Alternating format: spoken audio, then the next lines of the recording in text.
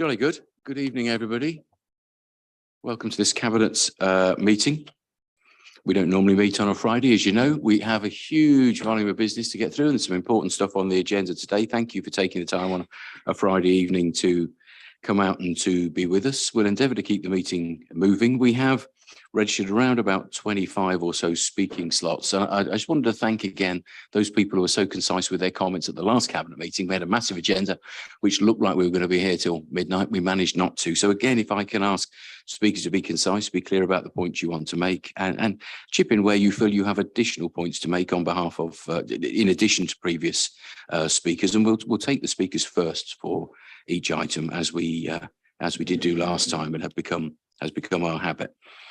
Apologies for absence. I don't believe we have any apologies. Is that right? Yep, thank you.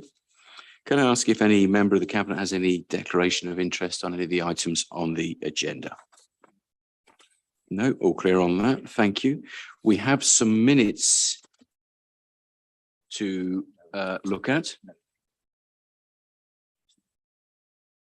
Okay, yes, of course. We're actually going to beg your pardon. We're going to confirm the next minutes at the next meeting. Forgive me. It's not me searching for where they are on the desk. They're not. I have no particular announcements to make this evening. Not aware that we've been advised of any urgent business. Thank you, Paul.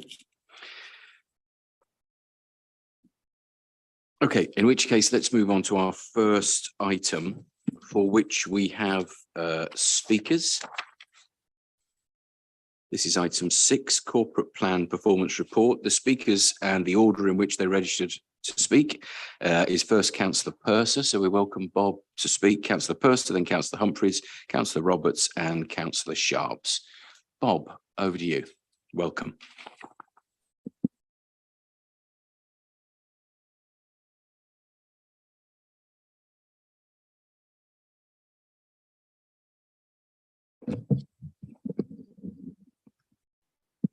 Thank you, Chair.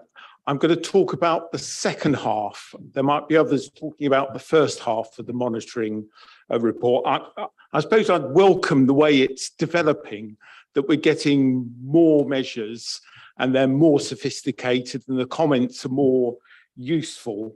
But I think there is still a danger that we only count the easily countable, and things that are more difficult to count don't get counted at the moment, and they don't always tell us the value of the activity. So I think we've got a lot of work still to do to actually work out, is what we're counting useful, and what does it mean for the organisation, and what does it mean in terms of developing things? You know, is it just telling us that we're sort of doing things all right? And I worry about that.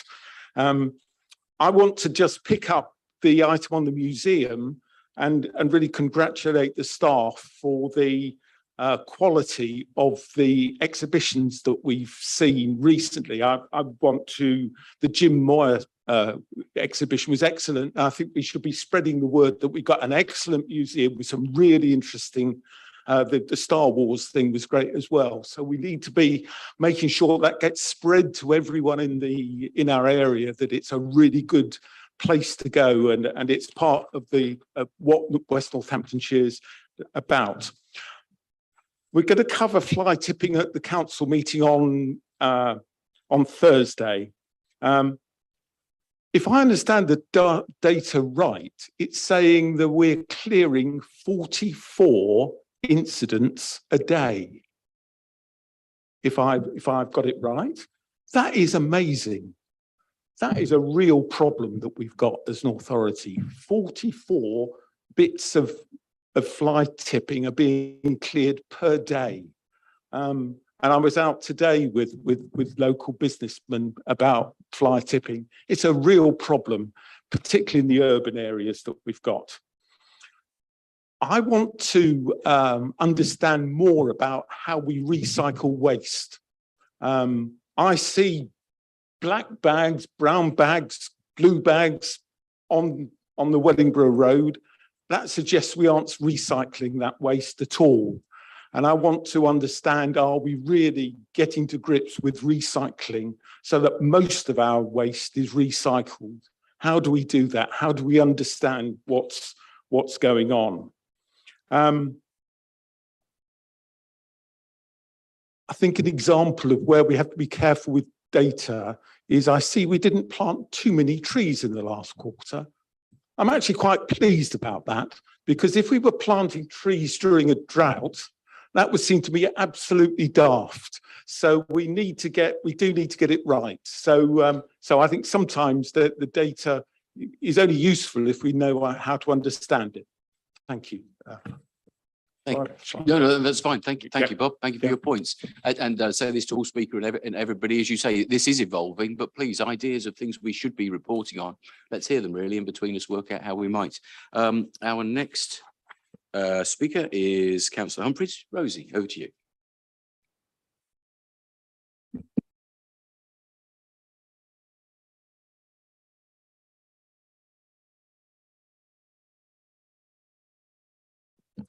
Good evening. Thank you very much. I'd like to echo Bob's comments on welcoming the development of the quarterly plan, and also the need for some more sophisticated and comprehensive measures. I suggest it's important, as the report says, for the council to be clear and transparent in its performance, but also for us to have comprehensive measures. Just a few comments and suggestions. A bit mystified as to why leisure centres is in clean and green. I would have thought it'd be more appropriate for it to be in improved life chances. And this section, I do suggest, should include measures to monitor CO2e reductions.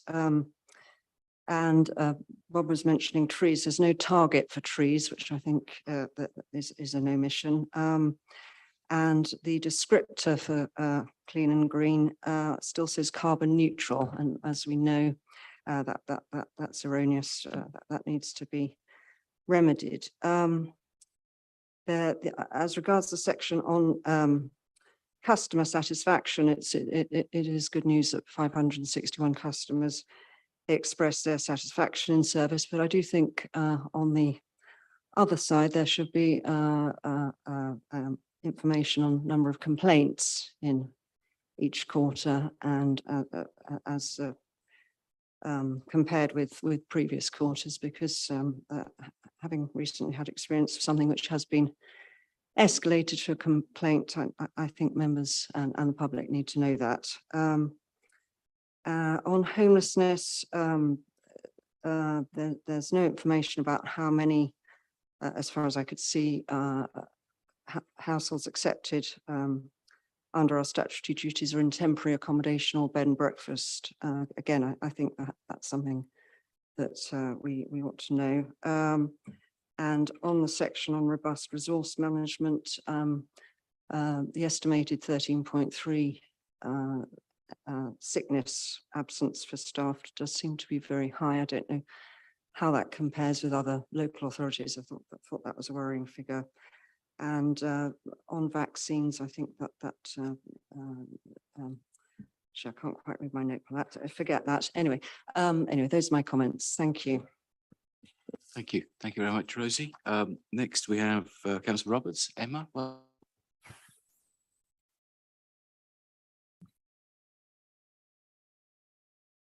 thank you. I'll try not to waste any time and not repeat what Tim did.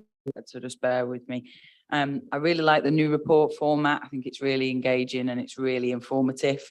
But it does feel like we've shifted the goalposts without monitoring outcomes first. With the removal of items and additions of items, we've got no real responsive outcome to the things we've removed, although I appreciate it does say they'll be continually reviewed within the officers' dashboards, but we don't get to see that on a day-to-day basis. So I can't see any real terms forecast for integrated services or transformation, and when that's really going to appear.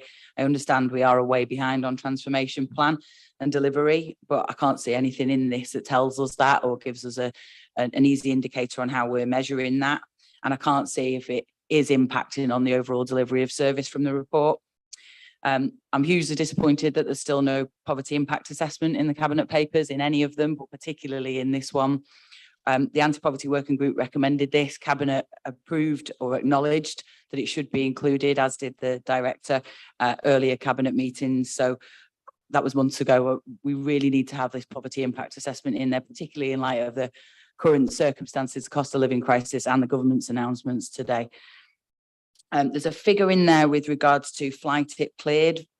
I think it'd be good to see a fly tip cleared versus fly tip reported, so that we can understand actually how many we're not clearing and whether we're clearing those within, I think, the 48-hour recommended time period. It would be good to see targets for that in this report. With the improved life chances figures, we appear to be really divided on success. Some are looking really good, but some are really not. And missing from the data for me is any sort of action plan on a way out or improvement of measures. I thought it was really positive, though, that you could see in the blurbs at the bottom sort of why we were there, and an officer understanding of that. So from my perspective, that was really good to see in reporting. But there was no action plan out. There was no way out. On homelessness figures, I don't think there was anything in there on how many families or people we've got who've been provided with a relief duty, and how many of those families that have been provided with relief duty are being supported outside of the 56 days. And actually how many of those people who appeal our decision to provide them with a duty actually succeed in the appeal, because I think that would give us a real focus on temporary accommodation and how we deal with that. So overall, thank you for seeing the report, but I think we're missing some outcomes for it, which would give us a real opportunity to review our positive actions. Thank you. Thank you. Thank you very much. There's some excellent comments there, which I've noted. Final speaker is Councillor Sharp. Sue, welcome.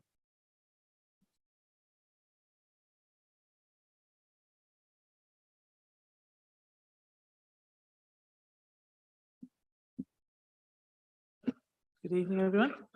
I'm not going to go over a long relapse of everybody else's comments. I do agree with the changes and suggestions made by Councillor Humphreys on the various changes to where things sit within the priority board. I also agree with Councillor, sorry. It's been such a long time. Councillor Roberts on the various monitoring of who has received, who has not received, and why they have not received help from us. Also, the customer services team do a great job, but it would be grateful for me to see exactly how they are listing more of the things that they report on. Again, mirroring very much what Councillor Roberts has said, we don't see a clear indication of what's happening. But this is a great start. It's better than I would have perceived we would have been getting at this stage, but I think more can be done.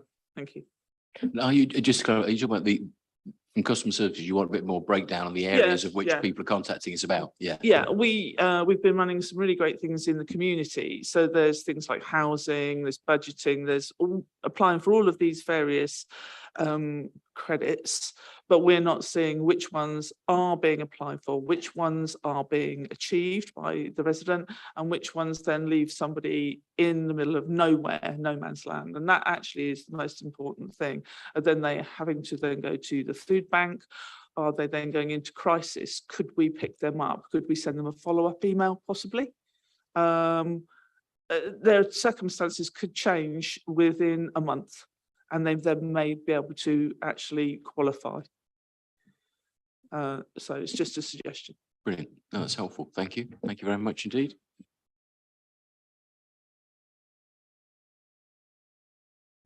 And thank you for all those comments. As I say, actually, I'm pretty happy with generally the direction that it's going.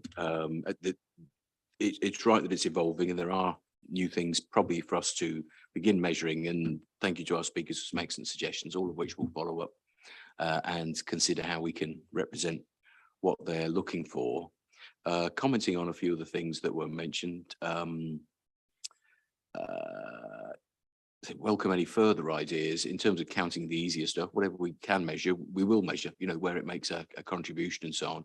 And the 44, as you say, it's between 40 and 45 fly tips cleared up every day. That is absolutely astounding figure, isn't it? I quite like to see that, because we see the ones that aren't, don't we? We see them on the street, and I think it's great to measure those that have been, and it gives you an impact, as you say, of the scale of the issue. Trees planted is a planting season, I think, as you quite rightly say. We don't plant in the summer, so we will see those numbers kick up in the next month or two.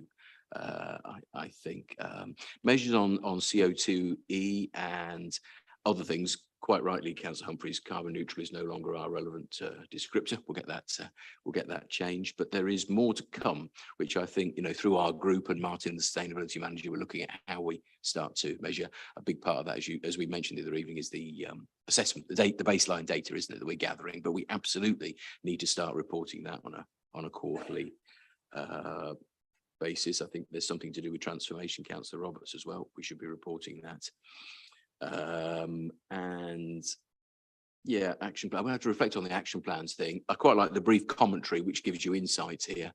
But many of these things do then trigger, well, what are we doing about it, aren't they? So we just need to make sure we're reflecting that correctly. And in terms of customer service, some interesting thoughts there on what people are calling us about, success rates on things that they're asking for support on, and so on. So thank you. I think all those comments were incredibly positive. There were a few others that I perhaps couldn't pick up. Cabinet members may wish to. Matt, did you want to come in at this point? Yeah, thank you. It's just the point Emma made around outcomes and the integration work that's going on, and the Health and Wellbeing Board a couple of weeks ago we had a presentation on the development of where we are with the outcomes framework, which I think is a really solid piece of work, and it's really worthy. And I suggested to Stuart that that scrutiny get a look at this and see how, as a system, we've agreed the outcomes framework to measure success by, basically. And it is the origin of it comes back to our Live Your Best Life 10 tenets that the whole system has got behind, I think, which is really, really encouraging to show how we can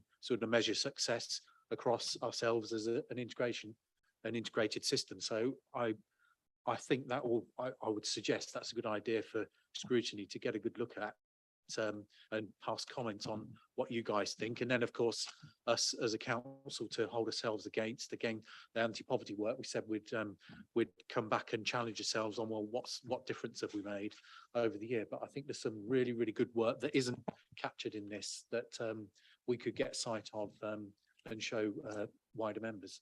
Thank you. Thanks, Matt. And are you saying that there are things that we might start, particularly with the integrated care agenda, we might start beginning to reflect in here? Yeah, I think that'd be valuable where we can. Yeah. Go on, have a quick comment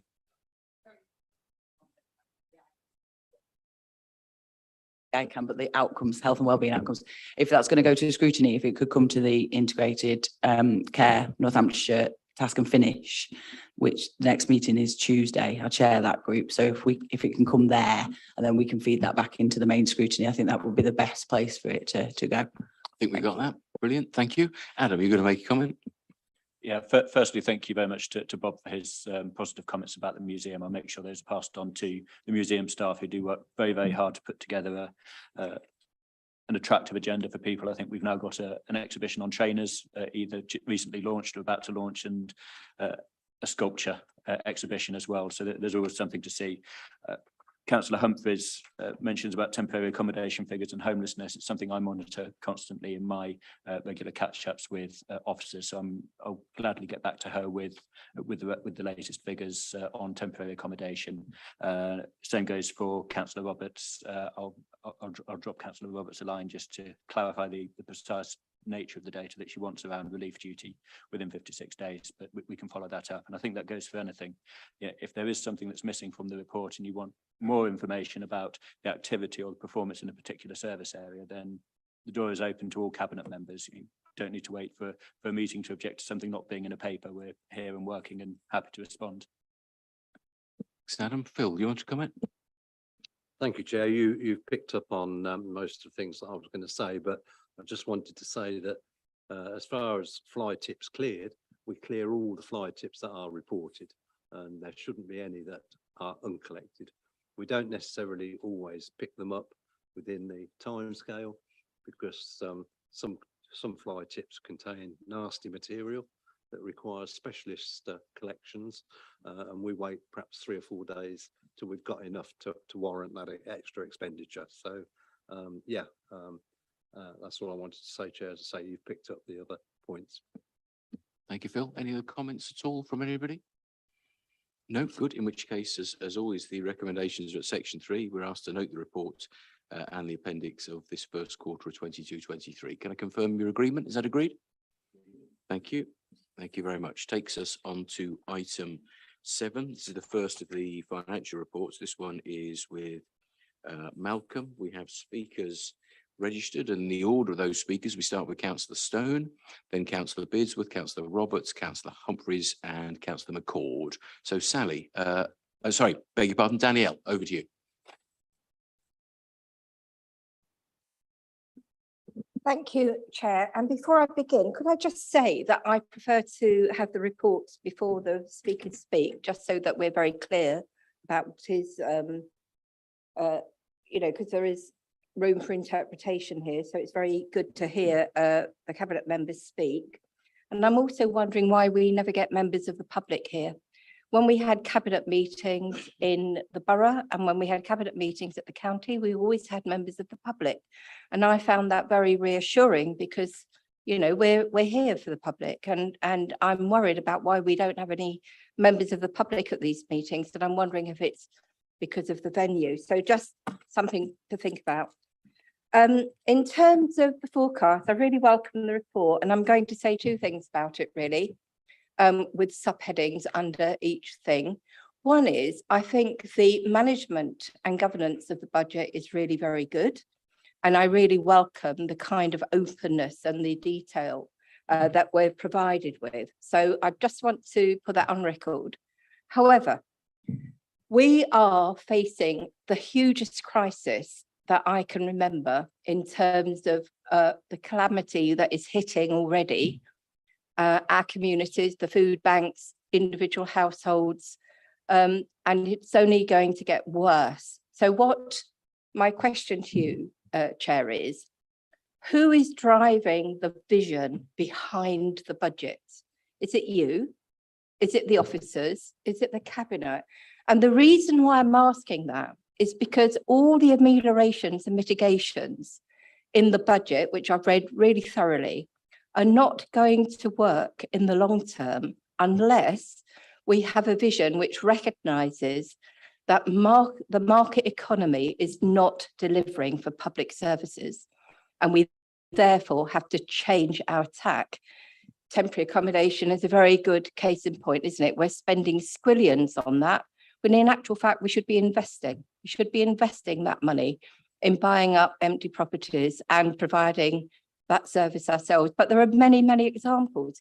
We're overspending on adults, we're overspending on children. We need to do zero-based budgeting so that we understand exactly what that financial commitment needs to be, instead of creating a situation where we're shaming and blaming services who don't have enough money.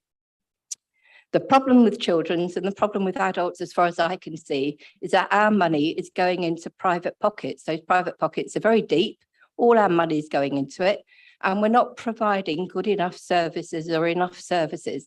And that situation is going to get worse. Having a budget gap of £27 million in the first quarter is a wake-up call to all of us. And I think we need to be remodelling how we deliver our services and how we deliver the budget. Okay, thank you. Thank you very much. Our next speaker is Councillor Bidsworth. Sally, welcome.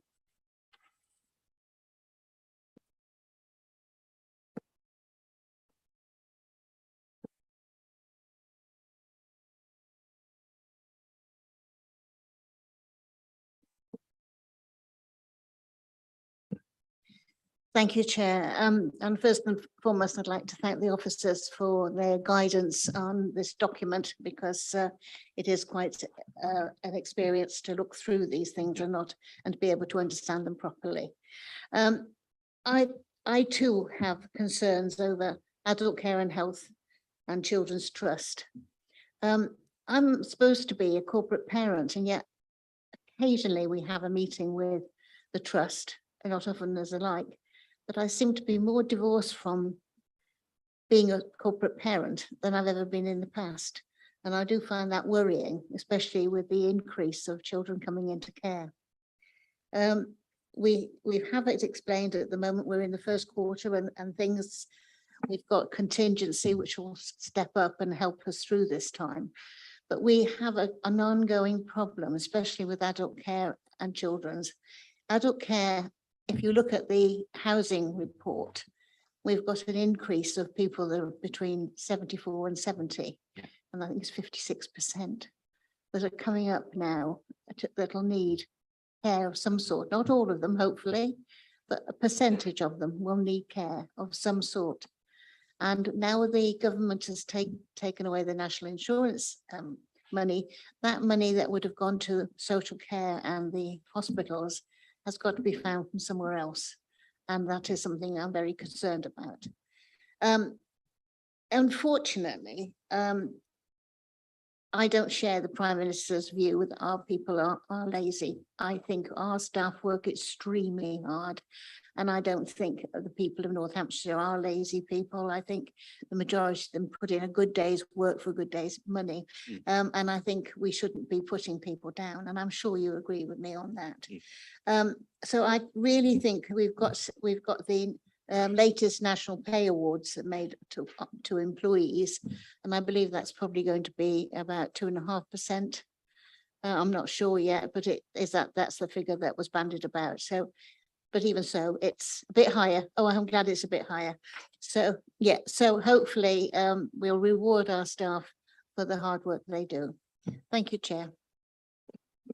Thank you. Thank you very much indeed. Next speaker is Councillor Roberts. Emma, welcome back.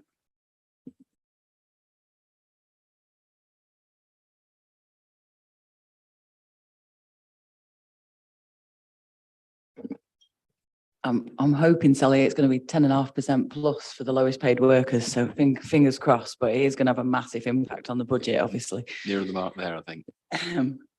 So we're clearly in worrying times. I've had pleasurable briefings from Martin and others with regards to the budgets previously, and the knowledge and the impact assessment they do when they're producing the budgets is fantastic. But it is clearly worrying times. The contingency that Cabinet was so proud of has now diminished. Yeah, it's gone. But the gross impact of stopping spending ability, I don't think can be underestimated. The gross impact that has on service delivery and that it has on staff can't be underestimated. The education services budget is well underfunded and it's insufficient. The underspends that are referenced throughout the report aren't something to be proud of. We're clinging on to that underspend to almost stay in control, it feels. It's a fact that those underspends are actually impacting on outcomes. And if we take the education services elements, particularly, the development of alternative provision is severely impacted by the underspend and the way in which we're using the funding. I don't blame you or any of the council for the underfunded public services from the national government for significant years, but that's where we are, and as an authority we are going to have to find a way out of this, otherwise we're going to be in the same situation as the county council was and other authorities are reporting across the country. Temporary accommodation costs are still a thorn in the side of the Communities and Opportunities Directorate. The borough couldn't get this under control, and it seems neither can we. I really need to see some evidence of real solutions on this issue. And I'm sure Adam will have some answers about the work that he's doing, but I just think we really need to have big open conversations about what that really looks like for people. I've got lots of residents in temp accommodation. Adults is always a concern, and by that I mean that it's always going to cost us more money. It's always an overspend area because we're grossly underfunded by government for social care services delivery, and expensive outsourced contracts don't deliver value for money or social value. 6.17 and 6.20 of the report are particularly concerning for me because there's no detail around the projections or how we're going to deliver these efficiency savings if those costs don't come in. There's an evidence delivery of 5 million, but it's completely unclear how it's impacted any of the budgets. There's no mention of the efficiency savings associated with ICANN, and if we can't achieve those efficiency savings, then the service delivery is going to increase and we'll have achieved nothing, and this budget is going to be blown out of the water anyway. I'd really like to start to understand what that looks like from an ICANN perspective. Hoping scrutiny will see that in its next meeting, but we haven't really so far. Many of the efficiency savings mentioned feel like unicorn numbers. And by that, I mean they only exist in the imagination of the consultants who are producing them for us. They don't demonstrate any detail. There's no evidence that any of those savings have materialised. And unfortunately, vacancies in all arenas still seem to be propping up the budget. Thank you for indulgence on the time. No, thank you. Those very concise points. Our next speaker then is Councillor Humphreys. Rosie, back to you.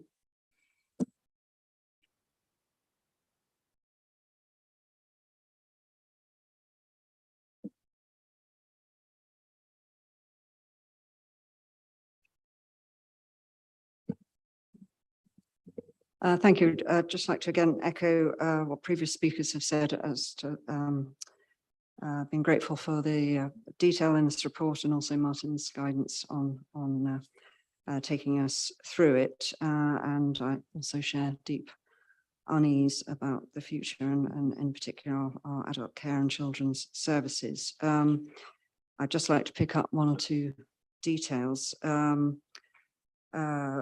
One of the reasons that the children's services are overspending is that we have 44 more children in care than last year.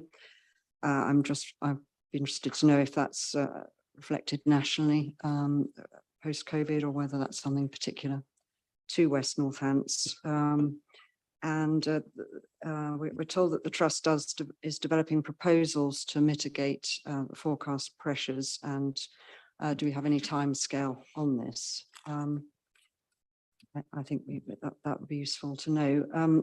As regards the place and economy pressures, 6.5 million estimated.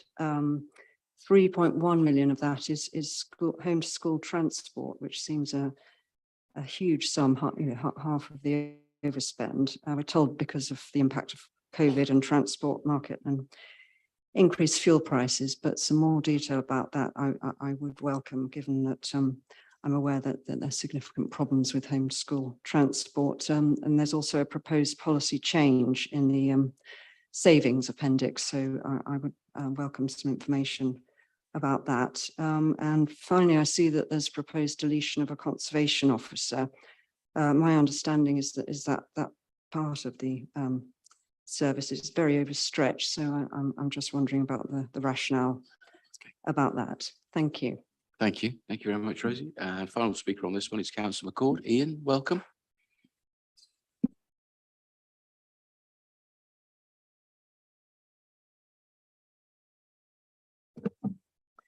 Thank you, Jonathan. I have to be gone by 7:15, so if I do leave, it's not because you've upset me again, it's just because I have to be gone by 7:15.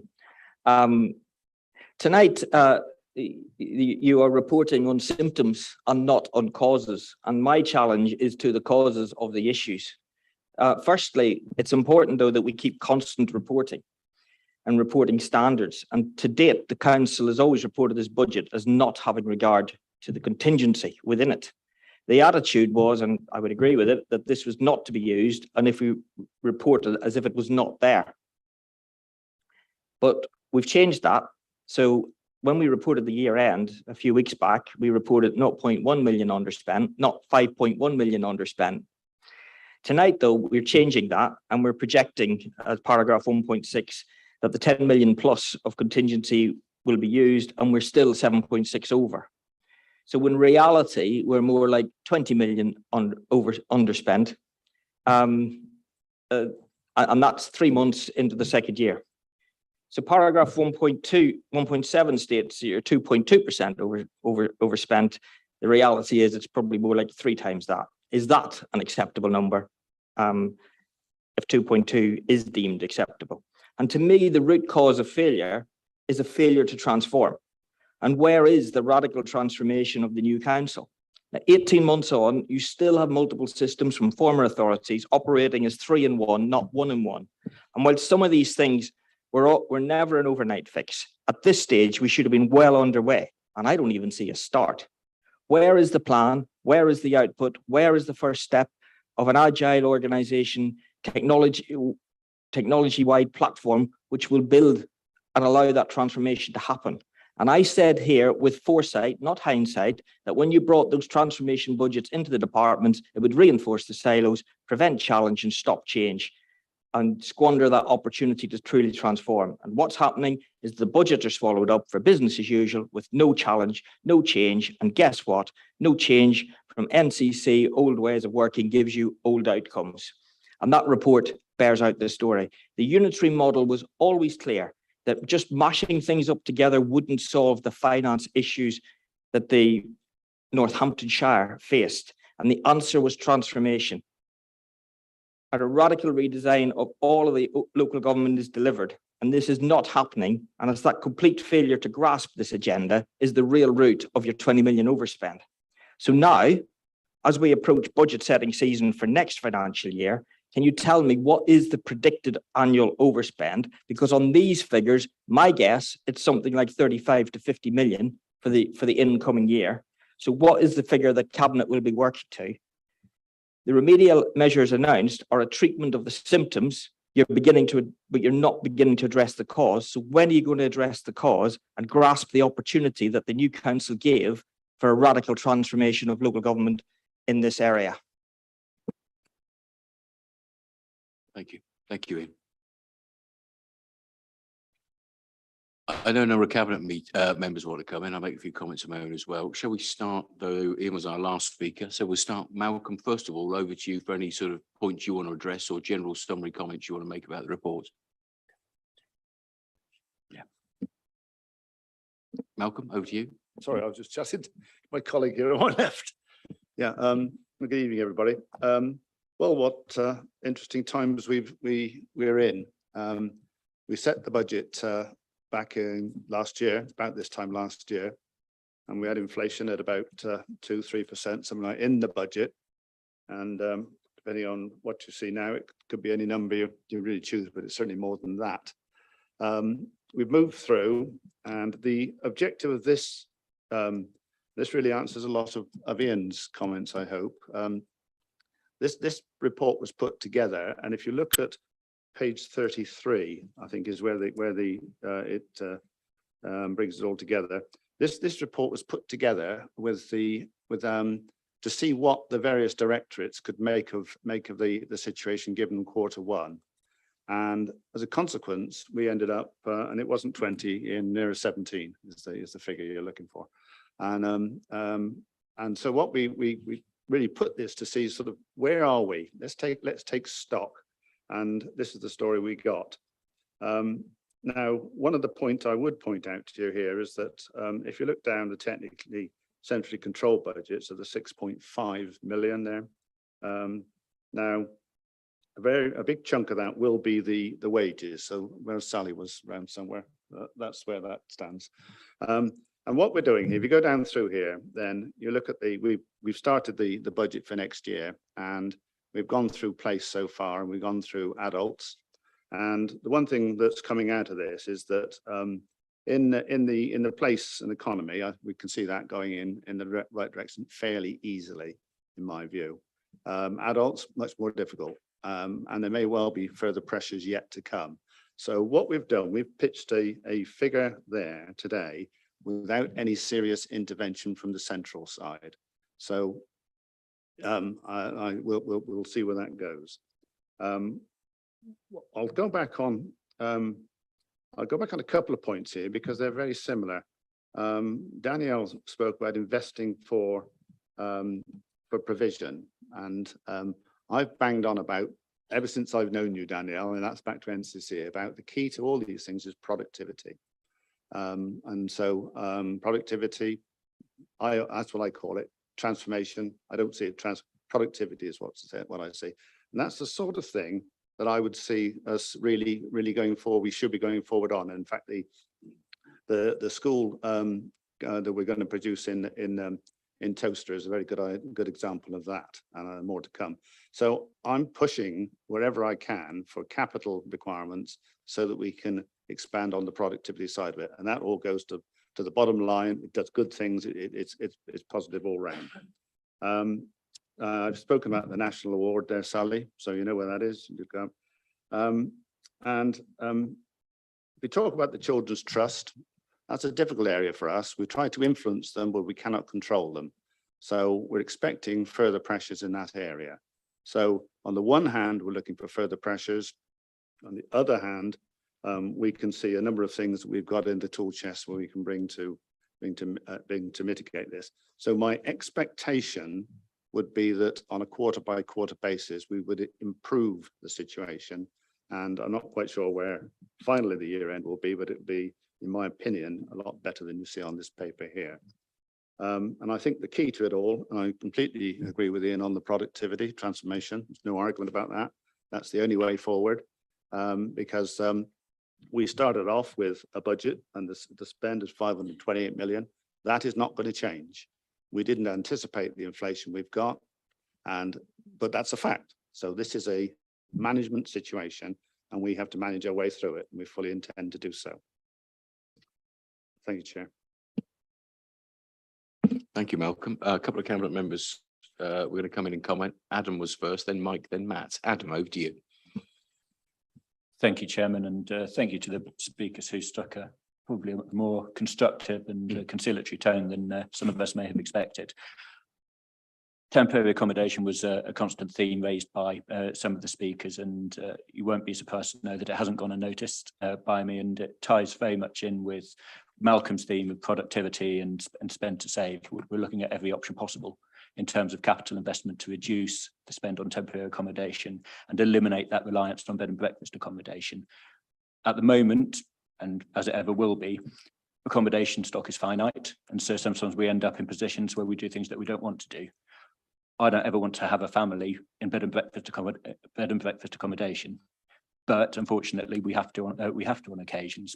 So the sooner that we can move towards expanding that stock of temporary accommodation to avoid that scenario, the better, as far as I'm concerned. And officers are working on this right now. They've been working on it for some time. We're looking at every possibility to improve the standard of stock. And in fact, as we come to the housing strategy later on, under 3.4 of the housing strategy is the requirement to improve our temporary accommodation situation. Just to correct Councillor Beardsworth on one item, the government hasn't taken away the social care funding.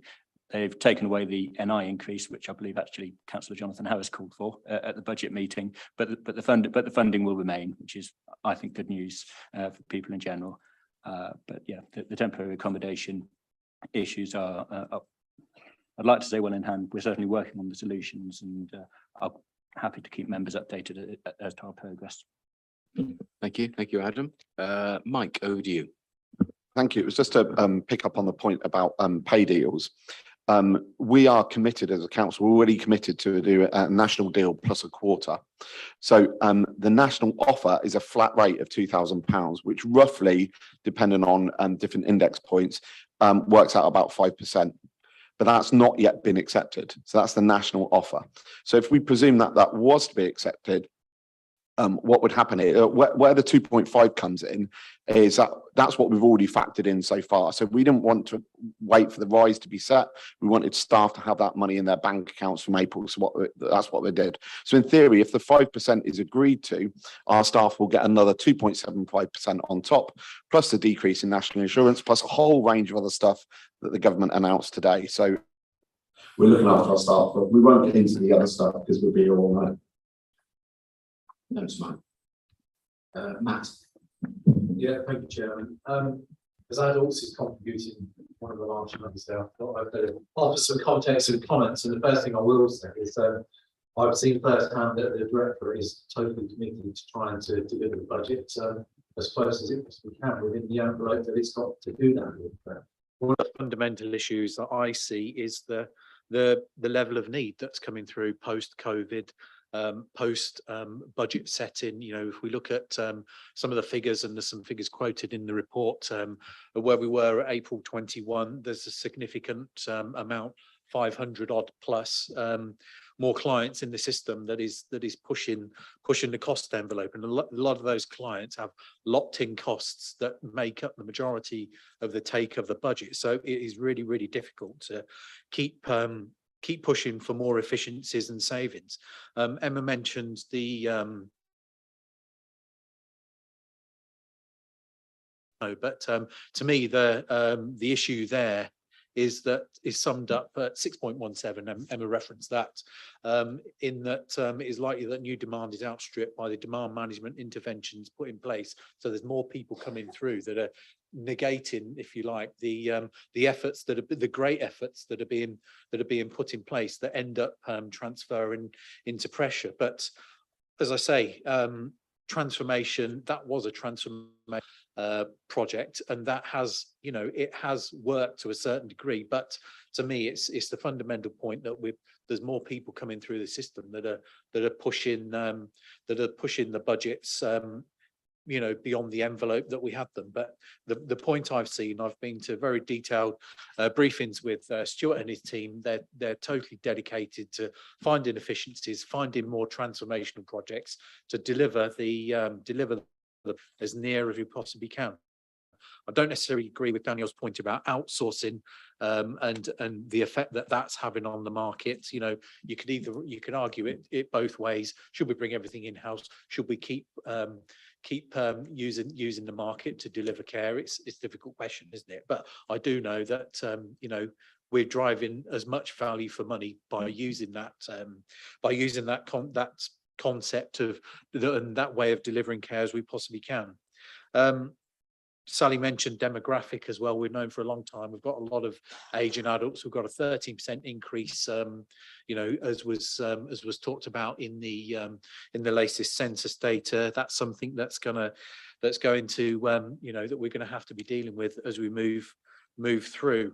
One thing that I'm very keen that we remain committed to, and of course we are, is that work around the ICS and the work with our system partners, not only want to deal with the pressures that we're seeing within the system now, but to make sure we've got the headspace within everything that we're doing to get behind the sort of transformation around the ICS. So we're working as a system through public health and all the other partners to you know, mitigate high-end costs and high needs and promote better outcomes for people further down the road. So yes, we've got a lot of pressures that we're dealing with at the moment, but we've got to remain fixed and focused on trying to put in much more of a transformational, to use the word again, transformational approach as how we work as a system to deal with demand in a much better, more efficient way than we are now. But the point I wanted to make, Chair, at the start was that I'm assured as I possibly can that the Directorate is doing everything it possibly can to deal with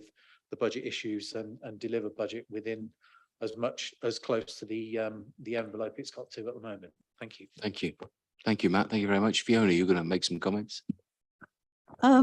Fairly similar to Matt, really, that we have from Martin's team put some people into the trust to monitor their budget, to help them to understand what we need them to do, and that is bearing fruit now, I think. I just wanted to answer a couple of questions that people put in their comments. Councillor Beardsworth was talking about the corporate parenting role, and I really agree with her that we are slightly distanced from that role at the moment, and we are working exceedingly hard at the moment to alter that. It's a legal framework that was set up when the trust was made, so we've got to put that foot and make changes there, but we will be doing so. That will come later. We need to be much more involved with the children that live in West Northamptonshire than we are at the moment that are in our care. We need to be there. The other thing I think Councillor Humphreys mentioned was about the children, increase in children coming into care. Is that national? Yes, it is national. Unfortunately, because of the COVID period and children not being in school, etc., there was a drop in numbers because we weren't aware of what was happening quite as much as we are now. And then once we all got back into school and people were more aware of what been going on, well, although we did a really good job at keeping an eye on all those ones we knew about, they weren't having new people coming into the system. So that is a national increase. Everybody has got more children coming into care. We have, the Trust are putting together quite a large programme on children's, organising different companies that will actually have children's homes for 2 or 3 children around the area, and we will need to get behind them and support those homes when they come up for planning applications. We're getting the information coming through to us in the future. In the past, we didn't know anything about them and they just appeared. But in the future, we will know more about where these homes are, and it's important that we support them in order that we get more places for children to be. Thank you, Fiona. Phil, you're going to make some comments, I think. Just a couple of points, Chair. I mean, we're fully aware of the situation with homeschool transport, which is a real severe pressure that we're facing at the moment, and we are looking at. I mean, there's long-term things happening that will help ease that, but more in the short term, we're looking at how we monitor homeschool transport. things like that to ensure that we are paying for what we're actually getting. And there are issues around that, but we are tightening up on that monitoring. But in the long term, there are options available that we are pursuing. Similarly, there is a significant problem with energy costs. And we again are looking there at perhaps capital investment in our street lighting, whereby we convert it all to LED. And again, that would produce a huge saving on energy costs. I know agency workers are expensive and are an issue. Trouble is, in the waste side of things, we have no option in many occasions to actually to use agency workers. We can't keep up with the recruitment process.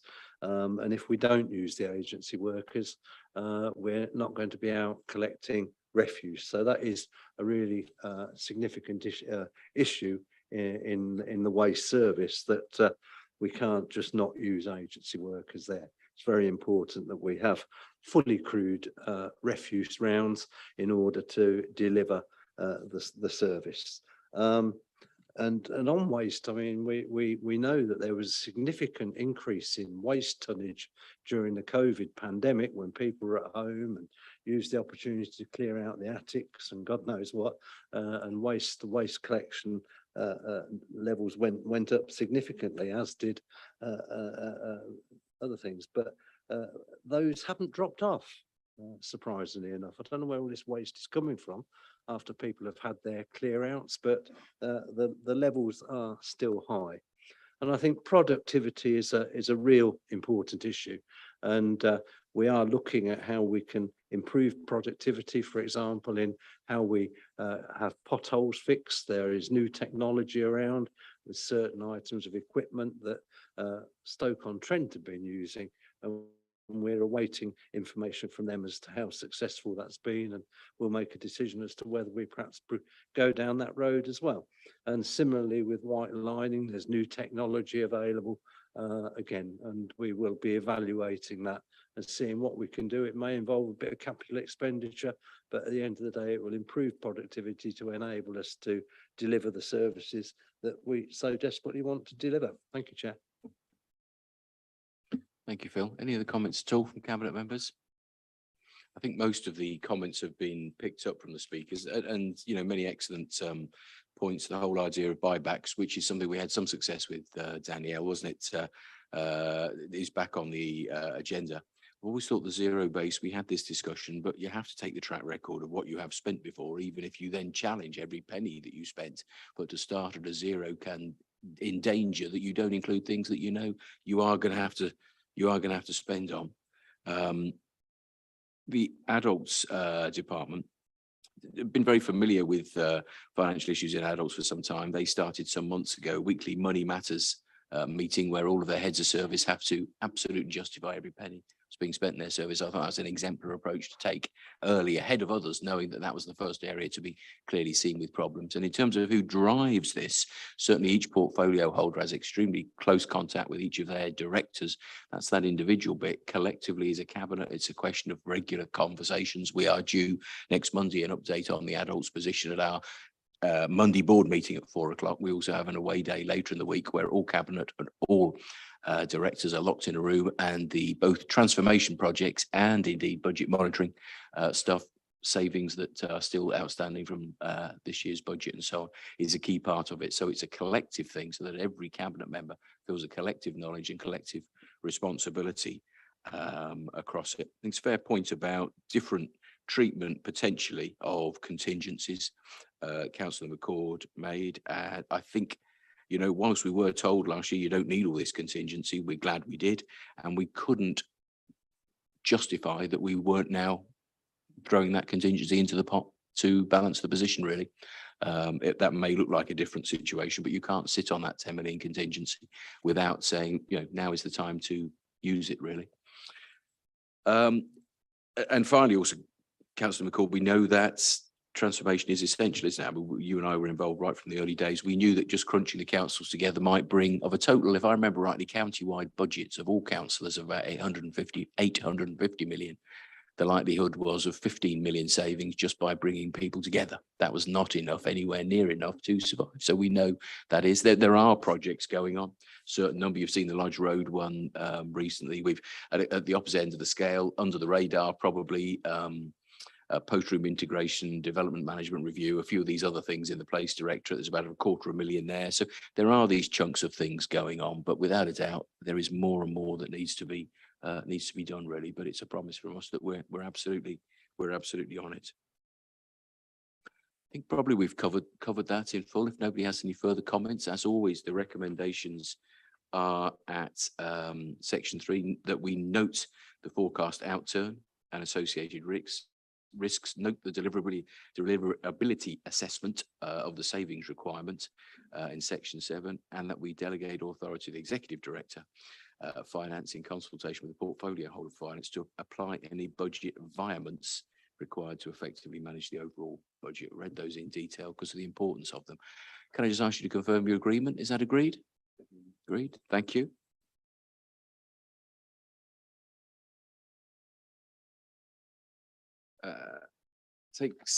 Takes us again with Malcolm on to item 8. This is the Q1 General Fund and Housing Revenue Accounts report. We have speakers registered on this one. 3 speakers in the following order: Councillor Beardsworth, Councillor Roberts and Councillor Sharp. So Sally, over to you first of all.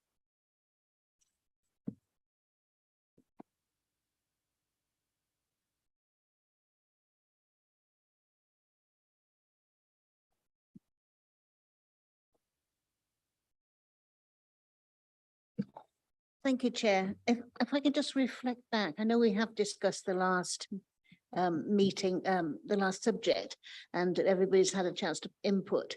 But I think the reason we were talking about transformation is that if you have the right IT in place, then you can actually improve performance.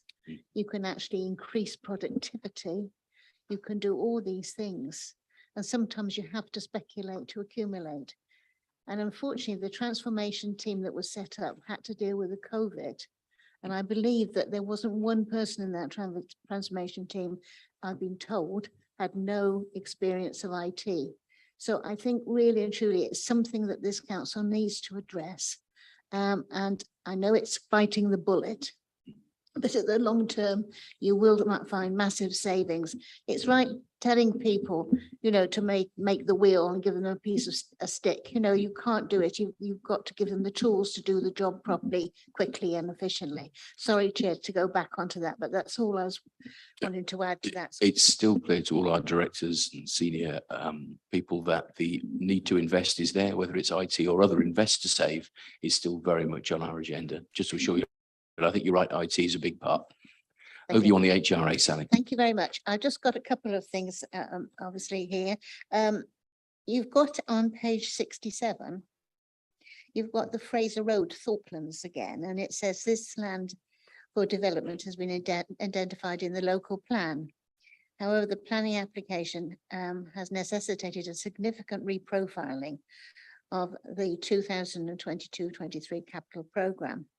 Now, it was my understanding that this was sent back from the planning inspectorate to say that this land was to keep as open space for the people of Thorpelands. Now, I don't know why it's been reintroduced here, but I have concerns seeing it's already been turned down by the planning inspectorate, why we're actually looking at it again. That's my first question. I'm glad to see lots of things are going ahead. The worry I've got is sustainability in our homes that we're building ourselves. And I know we have to go to sustainable level 3, I think it is.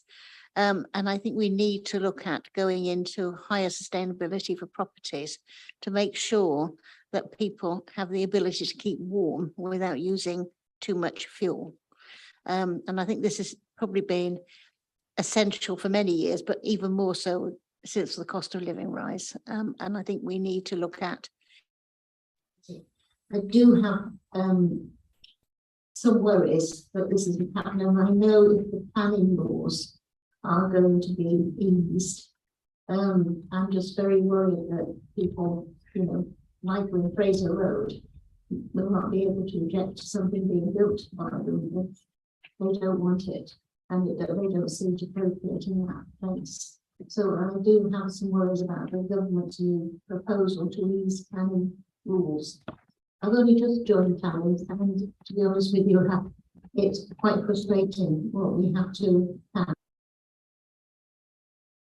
You don't want to pass it when you get homes built and they're all ginormous houses, and nothing for people that can afford it. You know, when you think the affordable money is 250,000 to get no stamp duty, it's very, very few properties these days are built at that price.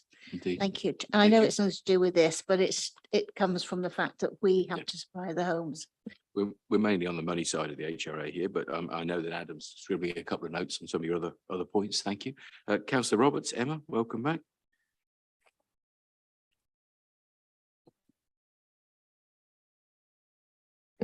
Thank you. There's a table in the report at point 6, and I might be wrong, but I'm not sure the info is correct in it. Talks about the transfer of Wootton Library to the Doddridge Centre. I'm not sure if that should read St James. I don't know if it's just a typo. So I thought I'd point that out because you should deal with an amendment to that when you process or vote on your report. I'm really concerned about the strength of the HRA. It's always going to be propped up, obviously, by rental income generally. But I've been thinking about the increase in rents and what's likely to happen if the rents are increased CPI plus 1%. Obviously, that'll generate a significant income for the council, but it'll have a significant impact on residents. And I appreciate this focuses particularly on the capital programmes, but I think from a budgetary perspective, we've got to be really thoughtful about what that looks like. There's a government consultation, I'm sure, hopefully you're all aware of it, with regards to putting a cap on that CPI plus, etc. I can't see that as a council we've really widely publicised that or publicised it at all. I know that Northampton Partnership Homes have committed to doing so, but I haven't seen it from them really either. So I think if we could publicise that out to residents, that would be really useful. The rephasing of the new build projects makes the account and any future budget really fragile, in my opinion. The performance of all of this work and all of these capital programmes have a knock-on effect of everything we were talking about before. They have a knock-on effect of services. Poor housing leads to poor life outcomes that we were talking about in the corporate plan. More people needing hospital as a care area because their house or property isn't suitable for them because it's not been dealt with correctly. It has a greater impact on all. So I think we can't underestimate the issues that are created by the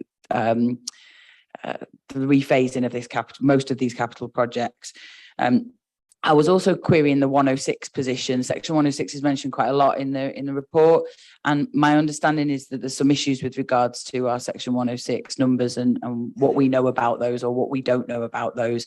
So it's just a plea really, if as councillors we can see a report on where that's got to with the 106 position. I have asked for it before, did ask for it actually at the borough and never got it, because I've got a particular area in my ward where 106 monies were paid in 2014 and have never reached the ward nor the area in which it was intended for so far. It's not for house building, it's a playground, about £25,000, but it's never been utilised. So just wanted to use the opportunity to raise that if I could. Thank you. Okay. Thank you, Emma. Yes, next is Councillor Sharp. Sue, welcome back.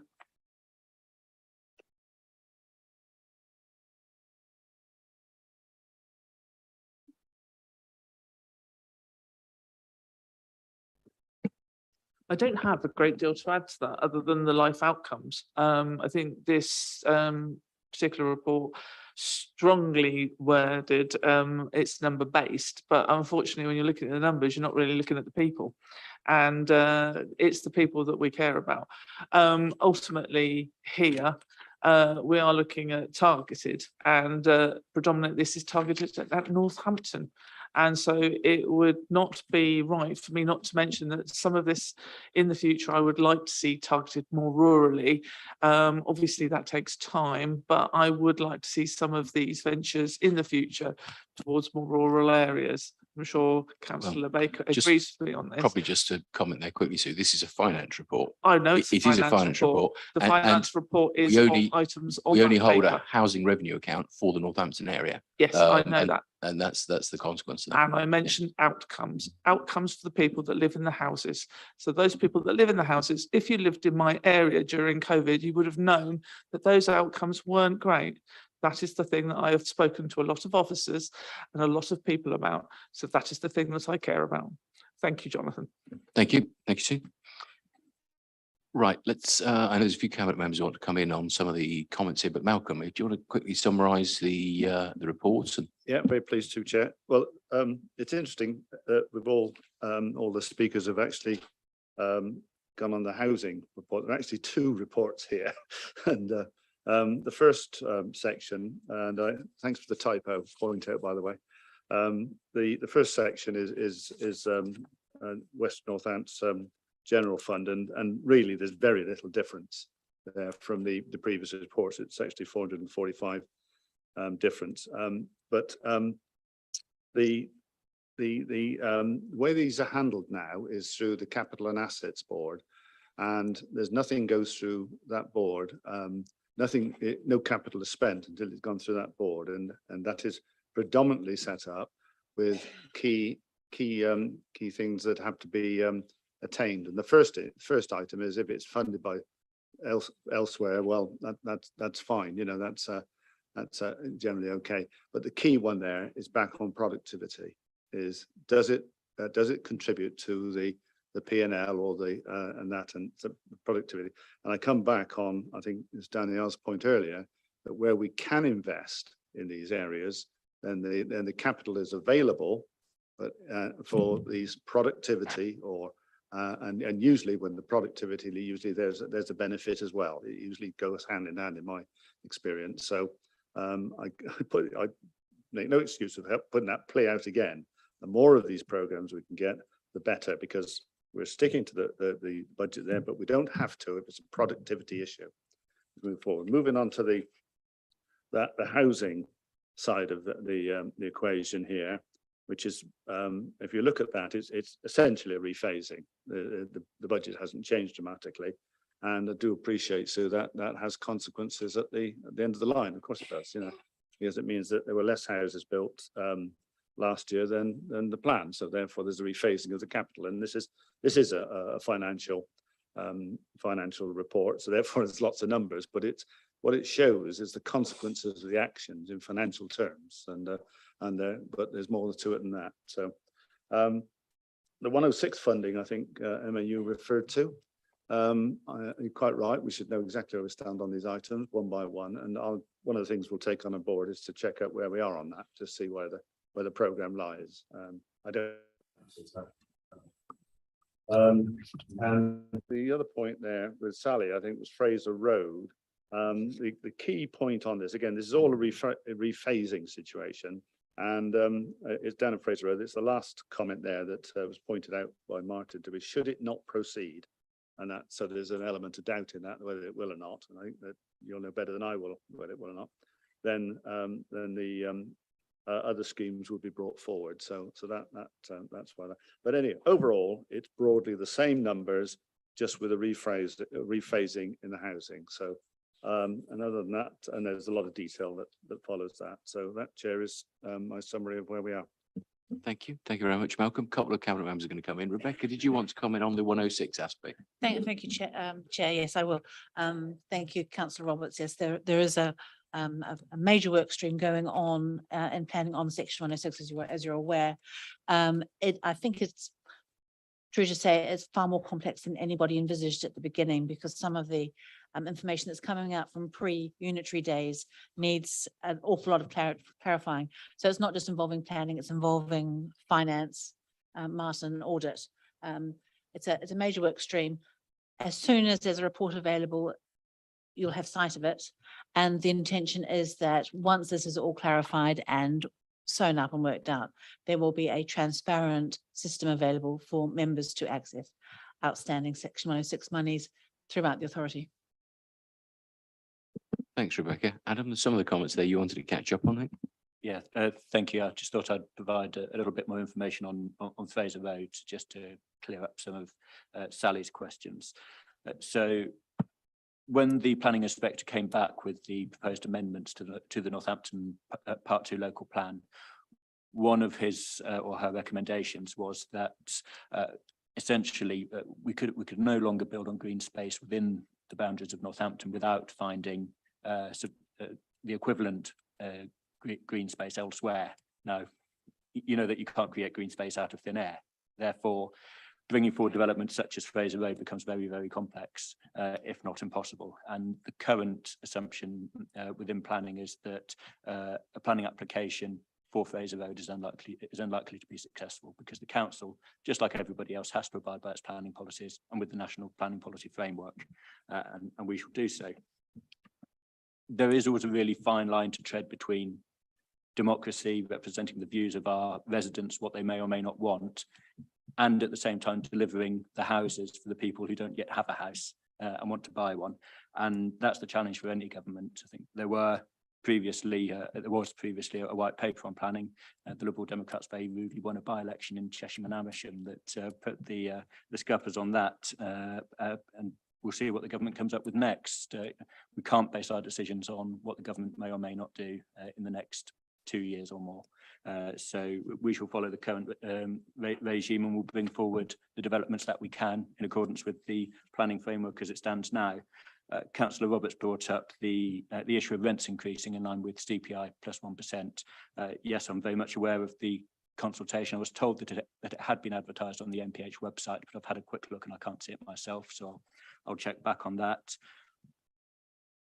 By and large, well, 70% or so of our residents would be shielded from any rent increase. However, obviously that leaves 30% of residents who would be very much affected by any rent increase that does come forward. We are in discussions with MPH about mitigations around any rent increase, but I would just emphasise that any rental income that we don't receive has a knock-on effect on not just the delivery of future housing projects, but the maintenance of our current housing stock. And that will cause issues for residents. We see the stories in the newspapers about damp and mould and other complaints about living conditions. Quite rightly, we need to deliver homes that people are proud to live in and happy to live in. But without sufficient income, we'll be impeded from doing that. So we'll balance both needs as far as we possibly can, but I can assure everyone that we are looking at mitigations to protect that 30% of residents who won't have any rental increase covered by universal credit. I think that's it. Brilliant. Thank you. Thank you very much, Adam. Anybody else, any comments at all? You want to chip in? Just a quick clarification, Chairman. I think on page 67, you've got New Stourbridge Road. I think that should be New Southbridge Road, just for clarification. And I see that's being reviewed. It's something that I've had a long history with this site, going back in over the years. And I wouldn't mind being appraised as to the situation on that one. And similarly, Chairman, I don't know if you've picked it up, because I've just seen it on top of page 68, second bullet point. Bouverie Road, Hardingstone. I'm not familiar with that scheme. I don't know if you are, Chairman, but as ward councillors, please can we be advised as to what it is before we start getting asked questions? Probably questions for Adam more than to Malcolm. I'd spotted that. Thank you. Jolly good. Okay. If there's no further comments, then the recommendations on this occasion are at section 2, which is to note the latest capital monitoring position on the general fund and the HRA, note the new capital schemes and changes to the capital programme since the report was considered in July 2022. Can I just ask you to confirm your agreement to those recommendations? Is that agreed? Thank you very much. With Malcolm, this next report is management update Q1. But first of all, we have some speakers, 2 speakers, Councillor Humphreys followed by Councillor Stone. So Rosie, over to you. Okay, no, that's fantastic. And in which case, just Danielle to speak. Danielle, over to you.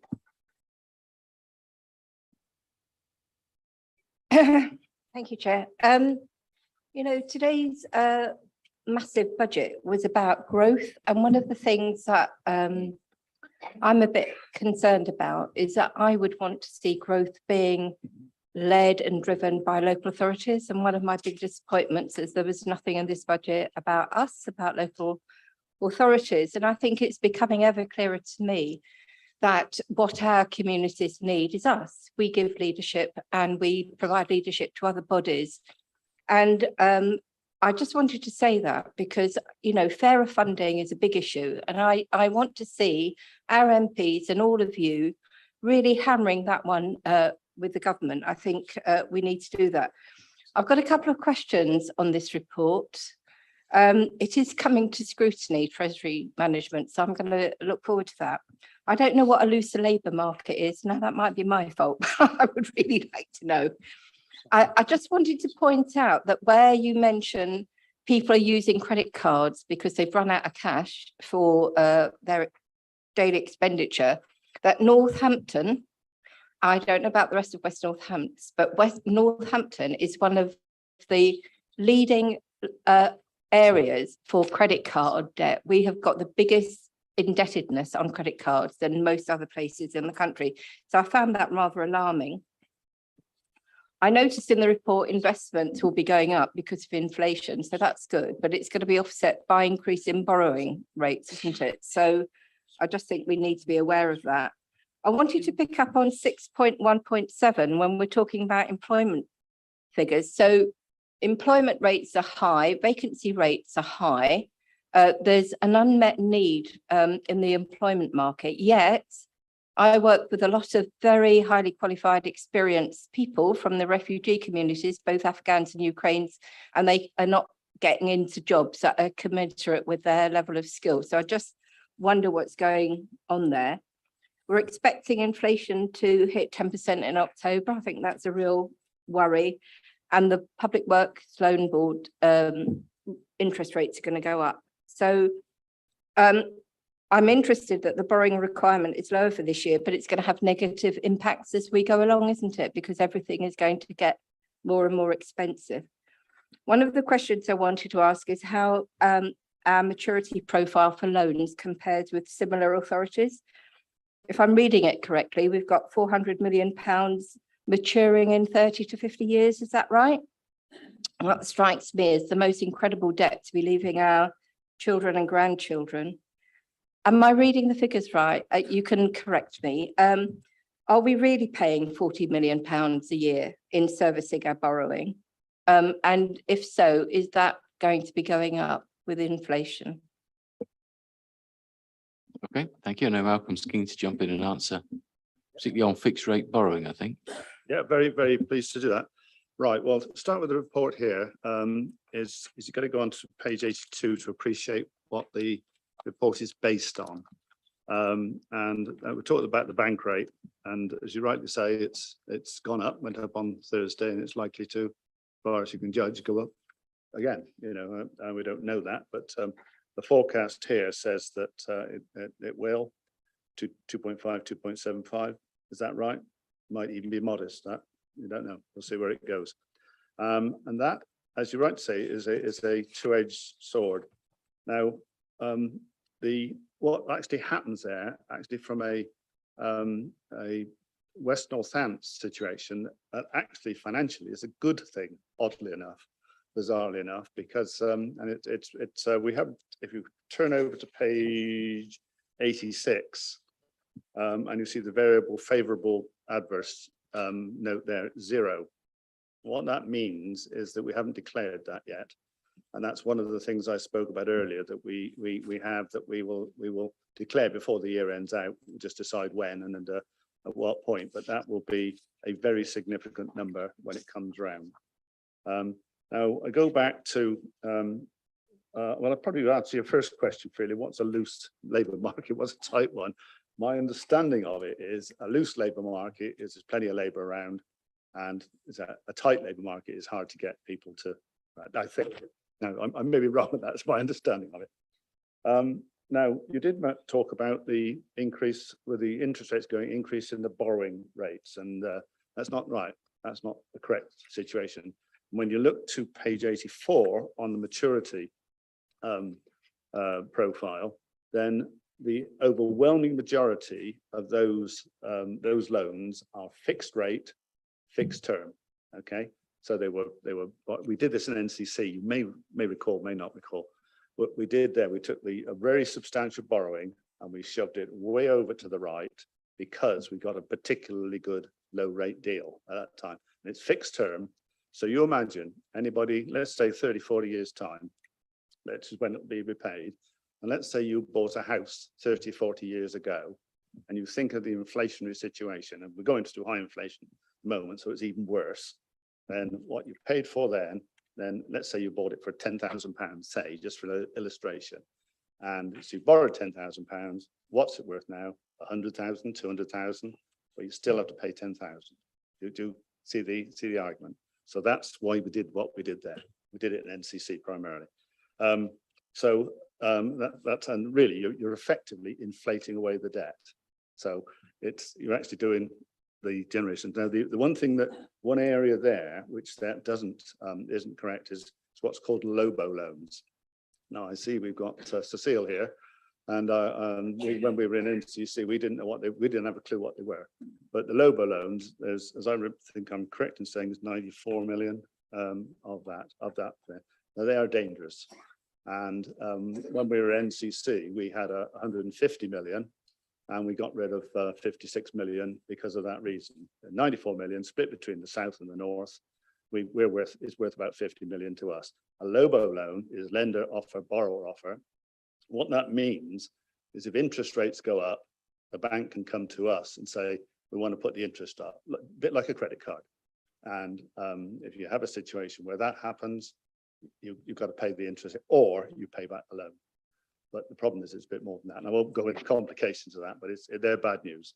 But the majority of our situation is I think we've got it contained, and we'll inflate away the debt. And I think the future generation are very pleased about it. So thank you, Chair. That's hopefully I've not bored everybody senseless on that subject. Thank you, Malcolm. Thank you for your comments. Does anybody else have any other comments, cabinet members, on any part of this? No, in which case the recommendations here are at section 4. It's recommended that we note the report and treasury activity for the first quarter of this financial year. Is that agreed? Agreed. Great. Thank you very much. Takes us on to item 10. This one's with Adam. It's the West Northants housing strategy. First of all, we have 5 speakers, I think. Councillor Roberts, Councillor Purser, Councillor Beardsworth, Councillor Humphreys, and Councillor Sharp. So, did you want to go first? Yeah, but feel free. Sorry, there is an arrow on here that denotes that. My apologies. Over to you. That's okay. It might be I covered some of the points and then other people don't need to cover them, or I might miss points and I need to declare an interest. I'm a member of the NPH board. So, but I hope that gives me some insight into the issue as well. Housing is a basic human right, gives people stability, self-respect, good health. I'm concerned that the report doesn't see any risks in a strategy. I think it should do. I think the risks of not housing people well can affect people's health. It can affect our budget if we do it wrong as an authority. And if we get the spectrum of housing wrong, it will mean we don't meet people's needs. So I think there are actually risks, but I leave that to the Cabinet to decide. I've got kind of 4 areas I just want to get on. I want to welcome the document. I think this is really important document for us to have as an authority. I think at this stage it raises as many questions as it answers, and that's probably a good thing because I think there are lots of questions for us all. I've got, yes, 4. One is, have we got sufficient capacity as an authority to manage this in people and also financial resources? I'm also wondering whether we've got, as councillors, the capacity to scrutinise housing well enough, and whether this is an area of activity where we need a separate scrutiny group to look at. It's a very special, well, there are lots of issues. My next area to ask about is the interface between planning and housing. Seems to me that's absolutely vital in this. I think there's a big gap between the needs assessment that we've got and what we're delivering. And we've got to say, why is this and what do we need to do about it? And if you talk to strategic planning people, we as a committee, I think, are unhappy that we don't have the powers to deliver what we think we ought to be delivering in terms of planning policy. My third point is the whole area of social housing. We're fortunate to have a tenant partnership in terms of NPH provider. I hope that we've got a commitment to really working with them in the long term, that we've got the right legal framework to work with them, and also the right relationship with them to work really productively with them in the future.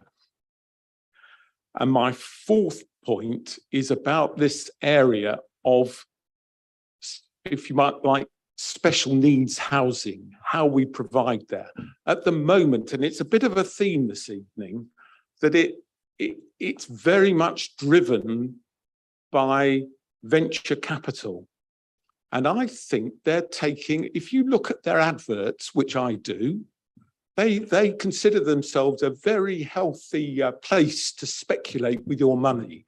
That suggests they're making a lot of money out of us because they're mainly providing for local authority funded projects. I think we're being conned, and I think we need to find ways of making sure that we really provide this value-added housing in the most efficient way. And I think we've got a lot of work to do on that. I think I've had more than my share of time. No, we might make some points. Thank you. Thank you, Bob. As a consequence to which, Emma, did you still want to chip in anything further? Yep, over to you then. Thank you. I will be brief. I want to compliment everybody that's been involved in it. I'm disappointed that some more of the scrutiny recommendations aren't really impacted within it. I think there's some more work to do on that. But I think this is a leap ahead of where we were. Huge steps ahead of where we were. It's how we're going to deliver it. And that it's all well and good having nice glossy documents about what we think the theme should be, but it's really about that delivery. And I think Bob hit the nail on the head with regards to capacity and how we actually deliver these objectives. And so many of them cross over with the things that we've already talked about poor life outcomes, the impact that it has on people financially, the impact it then has on our budget generally. There's so many crossovers. But overall, really excited to see it. I think this is a programme that should go through scrutiny. So it's obviously a 3-year plan. I think it should go through scrutiny at agreed intervention areas. And that would be a really good way to get this work across. A couple of things that are missing again for me, that sort of relief duty that I talked about earlier on around how many people we've got outside of the relief duty 56-day period and how we are working to achieve support for them, because many of them will appeal against our original decision, which you might say, well, how does that factor into the housing strategy? Well, it does, because that determines how many we need in the first place if we've made the wrong decision to not offer them an initial relief duty. There's a couple of errors in the report, and I don't know if they're on the online version, if that's been updated already, but my paper version has got missing figures, and it's got points where I think the officer has asked, do I need to add this, and bits like that across the report. So just, you know, let's get those amended. But yeah, capacity is the biggest issue for me. Need to see this before scrutiny, but I'm really excited to see it come forward, and I agree it's a leap ahead of where we were before. Thank you. Thank you very much. They've been amended. Your comment on that. So 3 speakers remaining, Councillor Beardsworth, Humphreys and Sharps. So Sally, over to you.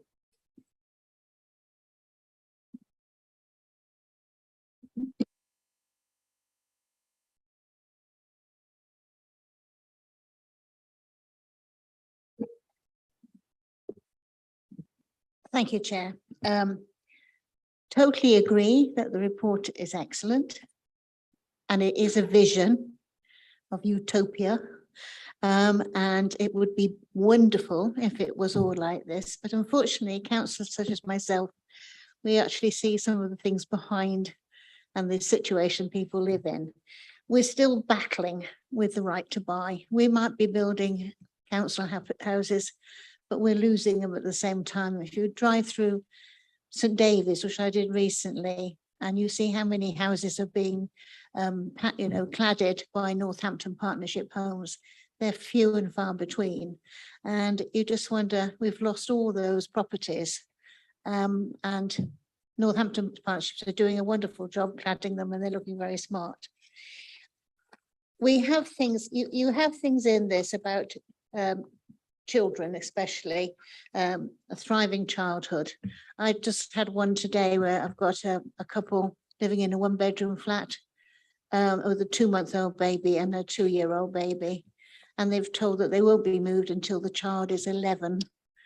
The eldest child is 11, and they're just at the wit's end because she lives 2 floors up and it's such a job to get downstairs. So I'm having to look into that. We've got to look into children that are sofa surfing.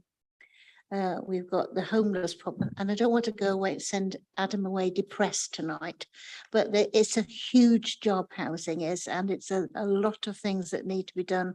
I've been a portfolio of housing myself, and I do understand the needs and things, but I was totally agree with Councillor Persis tonight. We need to have planning and housing together more. We had a planning application for 32 flats in Gold Street, none of which were any social housing, none.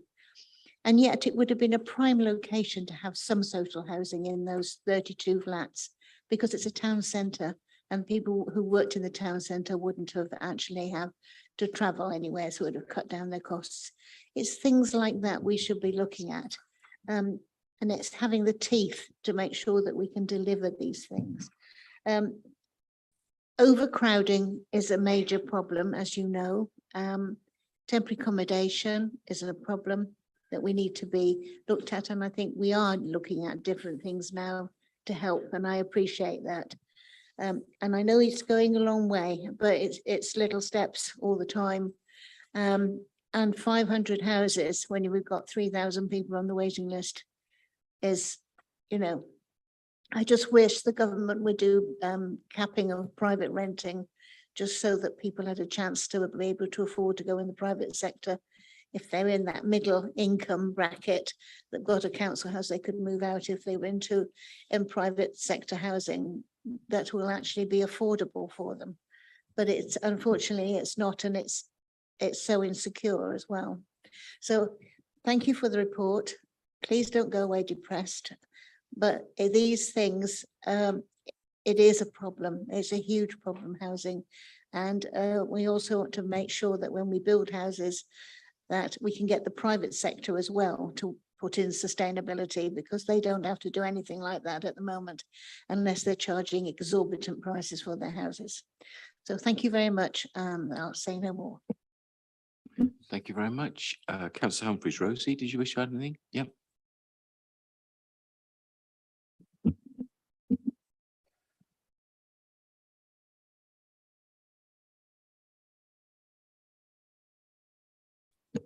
Thank you. Just briefly, as others have mentioned, I can only welcome the ambition of this strategy, and every council, I'm sure, will be in support of the 4 themes running through it. And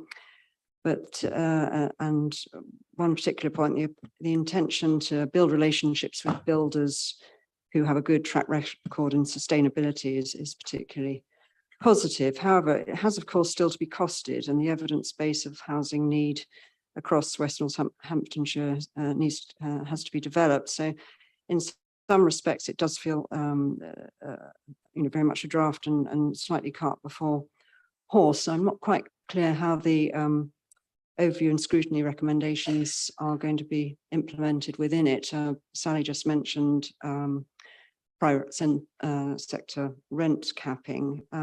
One of the representations from the that committee workshop were WNC should consider making representations to the government concerning the use of rent capping. So I'd welcome Adam's comment on that and how the other recommendations they've made are going to feed into the strategy. the figure of 37,869 affordable properties needed by 2050 out of a 64,170 in total is an absolutely enormous figure, and it's difficult to see how that can be accomplished, quite frankly. One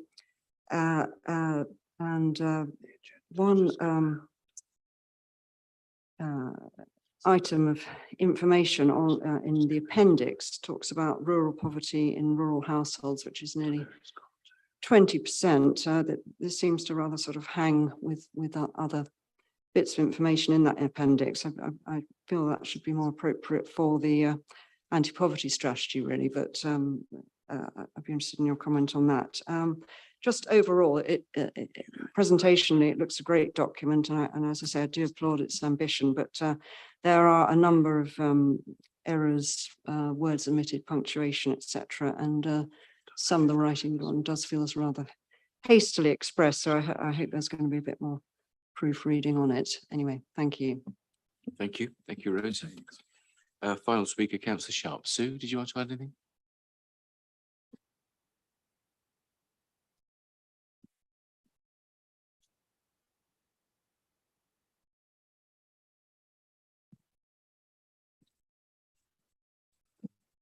Can I ask one question? On the role of housing within sustainability, are we quoting the UN? It's page 116.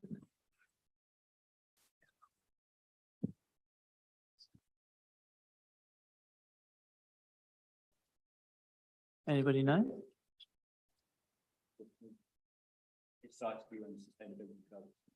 It's yours. The document cites the UN sustainability goals. Okay, it's just that I was just wondering, because if it's the UN sustainability goals, they're slightly different currently. So that was just a question I had. And they include a few more things we may want to include because they would be appropriate. And I think it's actually quite nice that we actually include that in this piece of documentation. I think the whole thing is very good. I've worked quite a lot with the various officers on this. I think it delves deeply into where we need to look at spending the money in the future. And obviously we've been past that bit, but you know, if we don't look at how we need to spend the money and what we can do within our communities, then we can't ever ask you to do it, Malcolm, and that would be unfair. A lot of it is about the priorities we have now, and obviously it's an ever-changing document, and so therefore I think it's very good as it is. I'm very impressed with the outcomes, and it clearly, I can see within it where people have been listened to. There are not all of scrutiny's comments, but it does show that people are listening. I do agree that it does need to come back to scrutiny for some monitoring, but overall, I think this is a very positive document on how we will move forward with our strategy for housing in the future in Northamptonshire. Thank you. Thank you very much, Sue. Thanks to all our speakers. Adam, over to you to comment on the report and perhaps pick up some of those points. Thank you. Thank you, Chairman. I think Sally and others outlined just what a big task housing is, and don't worry, Sally, you're not sending me away depressed. I fully realise just what a monumental responsibility this is, but for anyone not familiar, I urge them to look up the housing theory of everything, which goes into great detail of just how housing affects absolutely every single corner of our lives, our life chances, the prospects of the next generation. But with this document, this is the first West Northamptonshire housing strategy, and it is intended to cover just the next 3 years, following which a refresh will be required to ensure alignment with our planning strategic plan, which is due to be adopted in 2025. Housing strategy isn't a statutory duty, but I strongly feel that by bringing forward this strategy will put our council in a stronger position to deliver the homes and communities our residents need and improve housing outcomes. The strategy will be used to inform service delivery decisions, future plans and policies. Throughout the creation of this strategy, I've been keen to maximise engagement with stakeholders, members and the public To that end, we held multiple workshop sessions and stakeholder events, as well as an extensive public consultation, which garnered over 600 responses. All of these responses were analysed and have supported the development of the actions required to deliver the strategy. The strategy sets out 4 themes, underpinned by a further 14 strategic priorities. The 4 themes are: 1, to deliver homes people need and can afford; 2, improve the quality, standard and safety of homes and housing services; 3, support residents to live healthy, safe, independent and active lives; and finally, support thriving and sustainable communities. A huge amount of research and analysis of evidence bases has been undertaken in order to identify the key issues set out in paragraph 5.2 of the report, and I would highlight the particular need for social rent accommodation. Delivering such housing in straitened economic times is challenging, make no mistake, but it is right that we set ourselves the objective to overcome that challenge. Following adoption of the strategy, a delivery action plan will be developed in conjunction with partners. I would like to advise members present that I'm suggesting an amendment to recommendation 3.3 so that it concludes by reading, will be produced with the continued engagement of partners and subject to the approval of the Cabinet Member for Housing, Culture and Leisure. I'm keen that overview and scrutiny engages in that process as well. Thereafter, the delivery action plan will be reviewed on a quarterly basis by officers and presented to Cabinet and overview and scrutiny annually. Picking up on the point raised by Councillor Purser as to whether we need a specific housing scrutiny group, I do wonder about the slippery slope nature of that and whether we then end up with a scrutiny group for everything. You won't find anyone who would attach a higher importance to housing than I, but we have our scrutiny structure for the time being. I'd urge the scrutiny group to provide a greater focus on housing wherever they can, certainly. I would like to thank the 19 members of the Overview and Scrutiny Committees who participated in the workshop session looking at this final draft strategy. A few final drafting errors were picked up on. I'm glad to say that those have been amended electronically, and you won't see those in the final document published. All parties were represented at the workshop session, and 9 conclusions were recorded to be put forward to this evening's Cabinet meeting. Recommendations A, C, E and G have been incorporated within the strategy, so I'll reserve my comments for the other scrutiny conclusions. Recommendation B, which suggests that WNC considers setting minimum space standards for new homes, is alluded to in theme 1, where we have set a clear objective to deliver high quality housing. The specific issue of space standards is largely a matter for Part 2 local plans, and Daventry's includes such standards already. Northampton's emerging local plan did include such standards. However, the planning inspector has objected to the policy, and sadly it seems unlikely that we'll be able to include it in the final adopted local plan, which I find deeply, deeply disappointing. However, that won't stop us from working with partners such as MPH to try and deliver those standards, and I hope that we manage to achieve those through other means. Recommendation D asks that the council sets time limits on the delivery of housing development infrastructure. But again, this is a planning matter and an issue that our enforcement teams do work on. Recommendation F suggests a study of the current ownership of former right to buy properties to assist in informing future housing provision. And I will just pick up briefly on Councillor Beersworth's comments on right to buy. I think this is, by my count, about the 3rd time that Sally has asked me about right to buy. I refer her to my previous answers. I don't like it. I'm not a fan. I don't think it's fit for purpose in the modern age, but we have to live with it. It's the law for the time being.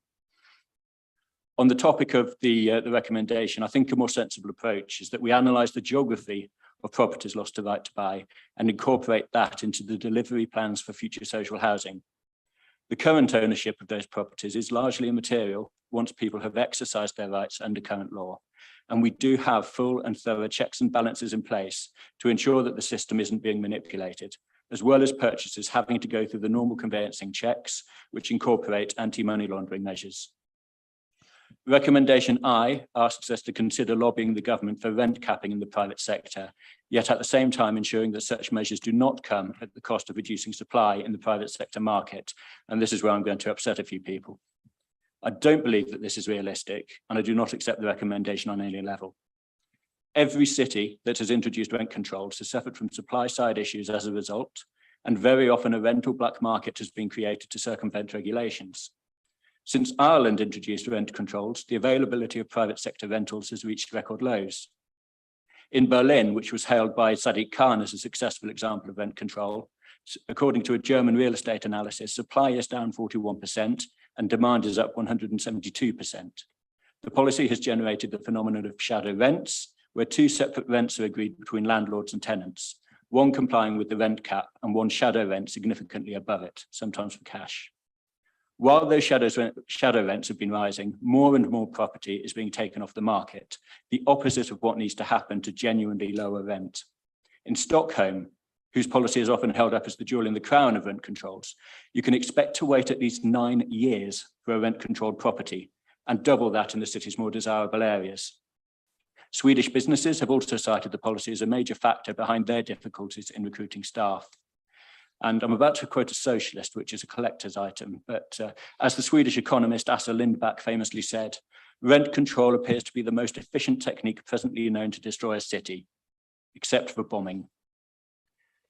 Finally, I would like to express my immense gratitude to Joanne Barrett, Jacqueline Brooks, and all the members of the housing team who have worked alongside them to produce this strategy. I believe we have a coherent, ambitious and realistic strategy which addresses the key challenges facing this council and our residents.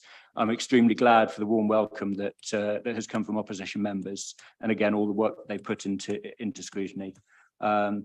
Just to recap some of the final comments, Councillor Roberts commented on how we're going to deliver this. There's currently a review underway of the structure of the housing team so that we can be more efficient with the resources at our disposal. Extra resources also going into the communities and opportunities team to make these delivery targets more realistic.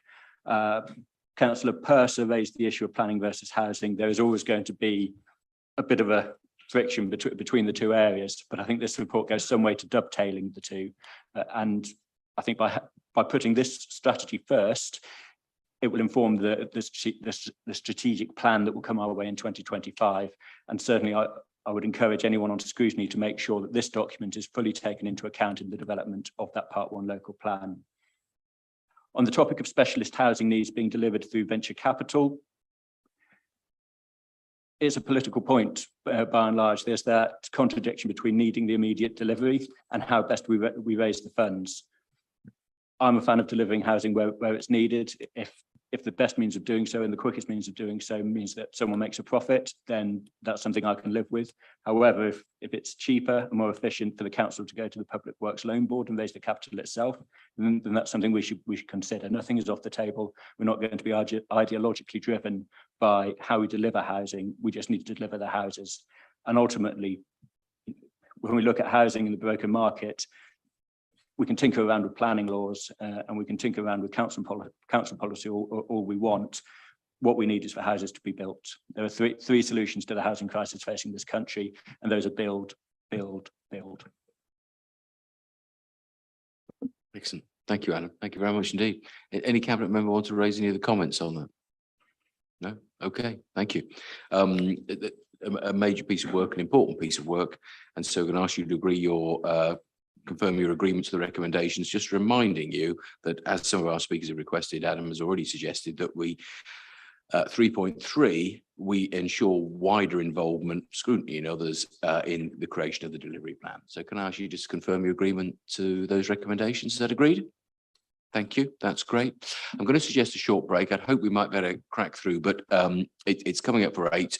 5 reports down. We've got 5 more to go. I think we've done the heavier, more lengthy ones, perhaps. I'm saying that optimistically and in a sense of encouraging our speakers, possibly. Can I suggest just a 10-minute break? Can we get back here and make a start by 5 past, if we may, please? Thank you.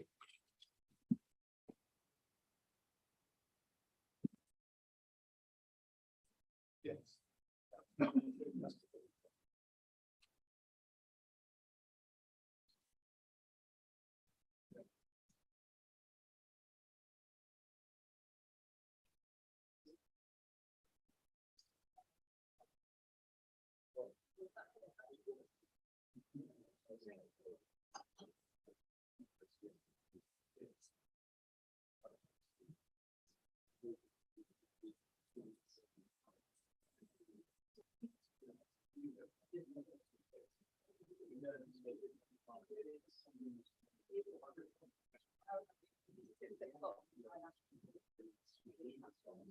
Thanks. You want a meter at home, is that it?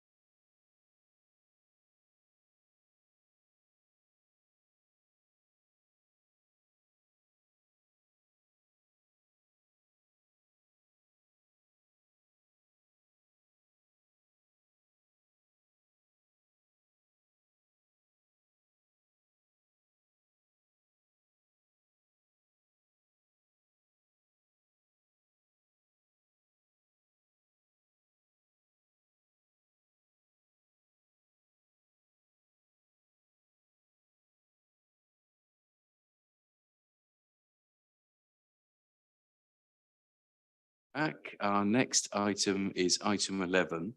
This is the Regulation of Investigatory Powers Act 2000. Actually, we don't have any speakers on this one, so we'll hand straight over to Mike. And this, of course, this does come to audit. Audit will be looking at this. We've got the Chair of Audit, Cecile, with us. Welcome, Cecile. Mike, over to you.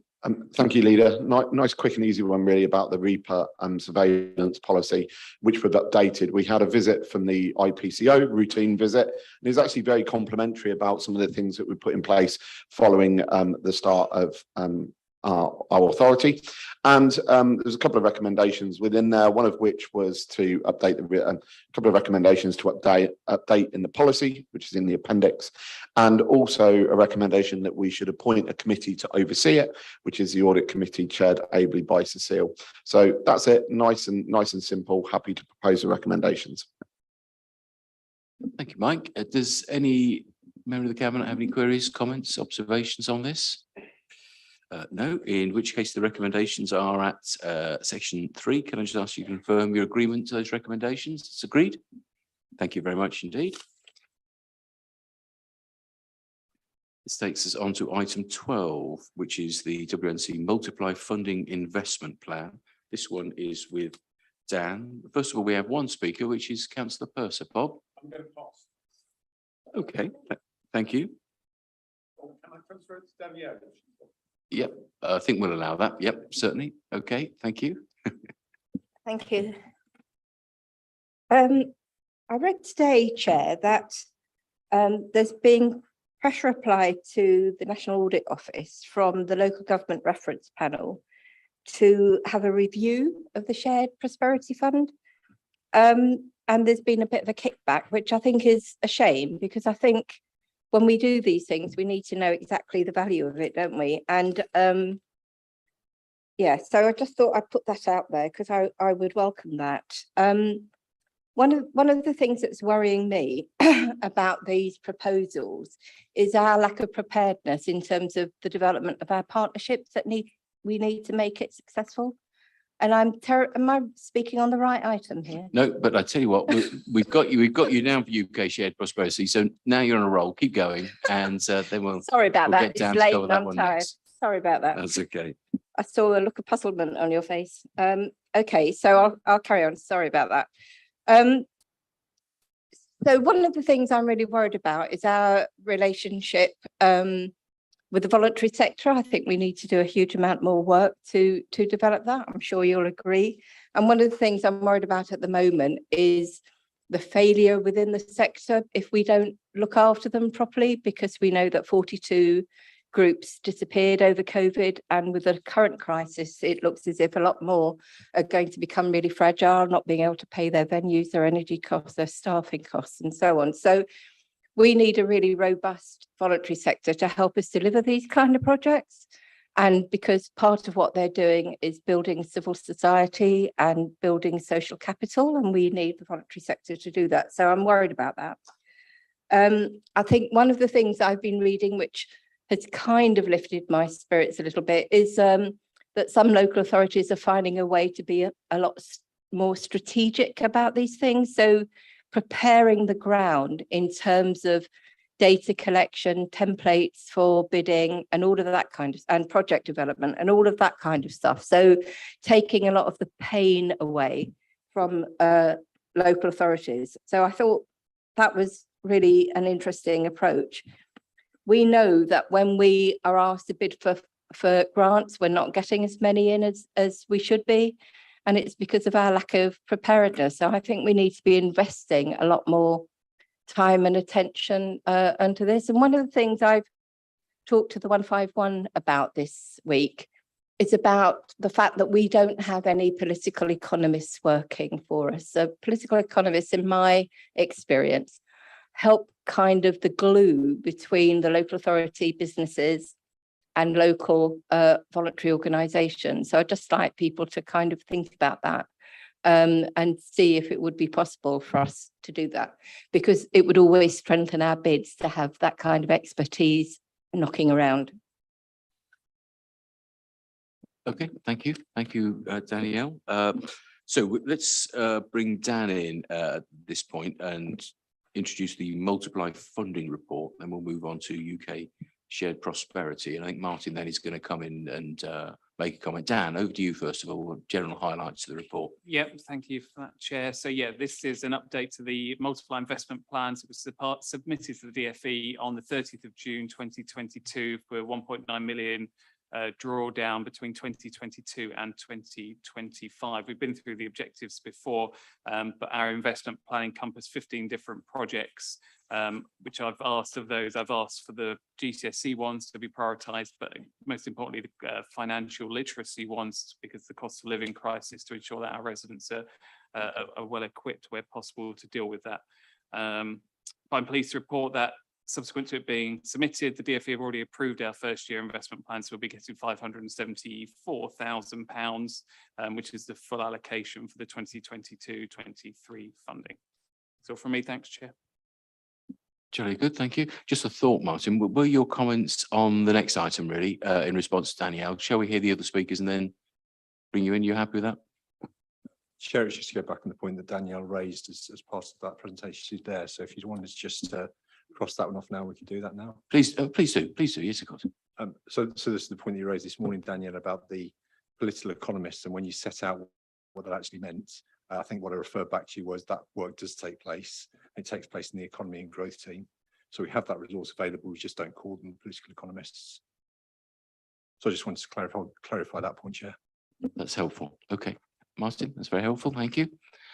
Do we have on the Multiply funding any other comments, questions from cabinet members or officers? No? Okay. In which case, on this one, the recommendations are at section 3. If I can just ask you to confirm your agreement to those recommendations, please. It's agreed? Thank you.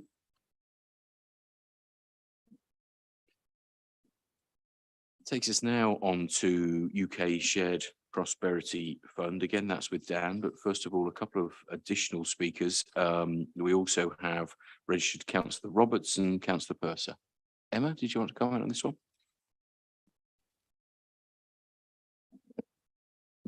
Thank you, Chair.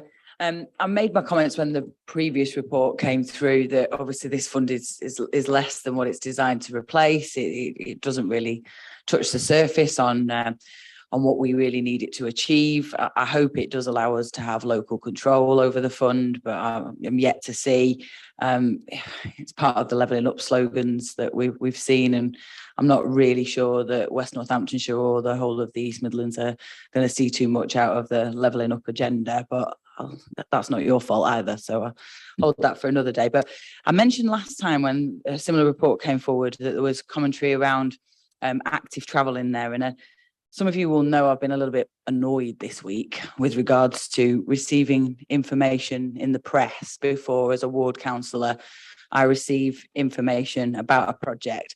Active travel features quite heavily in this report. It did last time, but it's now even clearer, secured that we're intending to spend money on new improved cycleways or paths resulting in increased active travel. And we specifically say that we'll support for active travel enhancements in the local area.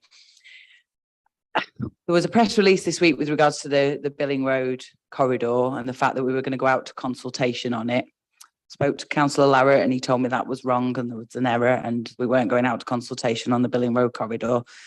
We then subsequently did another press release today that says we are going out to consultation though on an active travel plan scheme for that area, which appears to include the Rushmere Road and Billing Road Junction, which is Rushmere Road, Billing Road Junction, fantastic. You know, want to get that out, want to hear it, want to hear what people's views are on it, want to do it properly. But what I'm starting to hear now is that we're intending to weave the active travel money that we were designated for the Billing Road corridor into that scheme. And I've got real concerns with that. One, we've told the DFT that we are consulting on the scheme, the previous scheme, in August and September. We're not doing that. I'm not clear that we can use the active travel money that we've got for the Billing Road scheme into the next project, because it's a different project. I've already asked Stuart for a briefing. He's agreed to do that, so I won't labour the point too much more, but I will labour the point that if we're going to work on these projects, we're going to deal with this, ward councillors should be spoken to and briefed before the press are briefed. even if we're correcting a story that they've got wrong, we should have it first. One final point, there's increased engagement in volunteering is referenced as a use.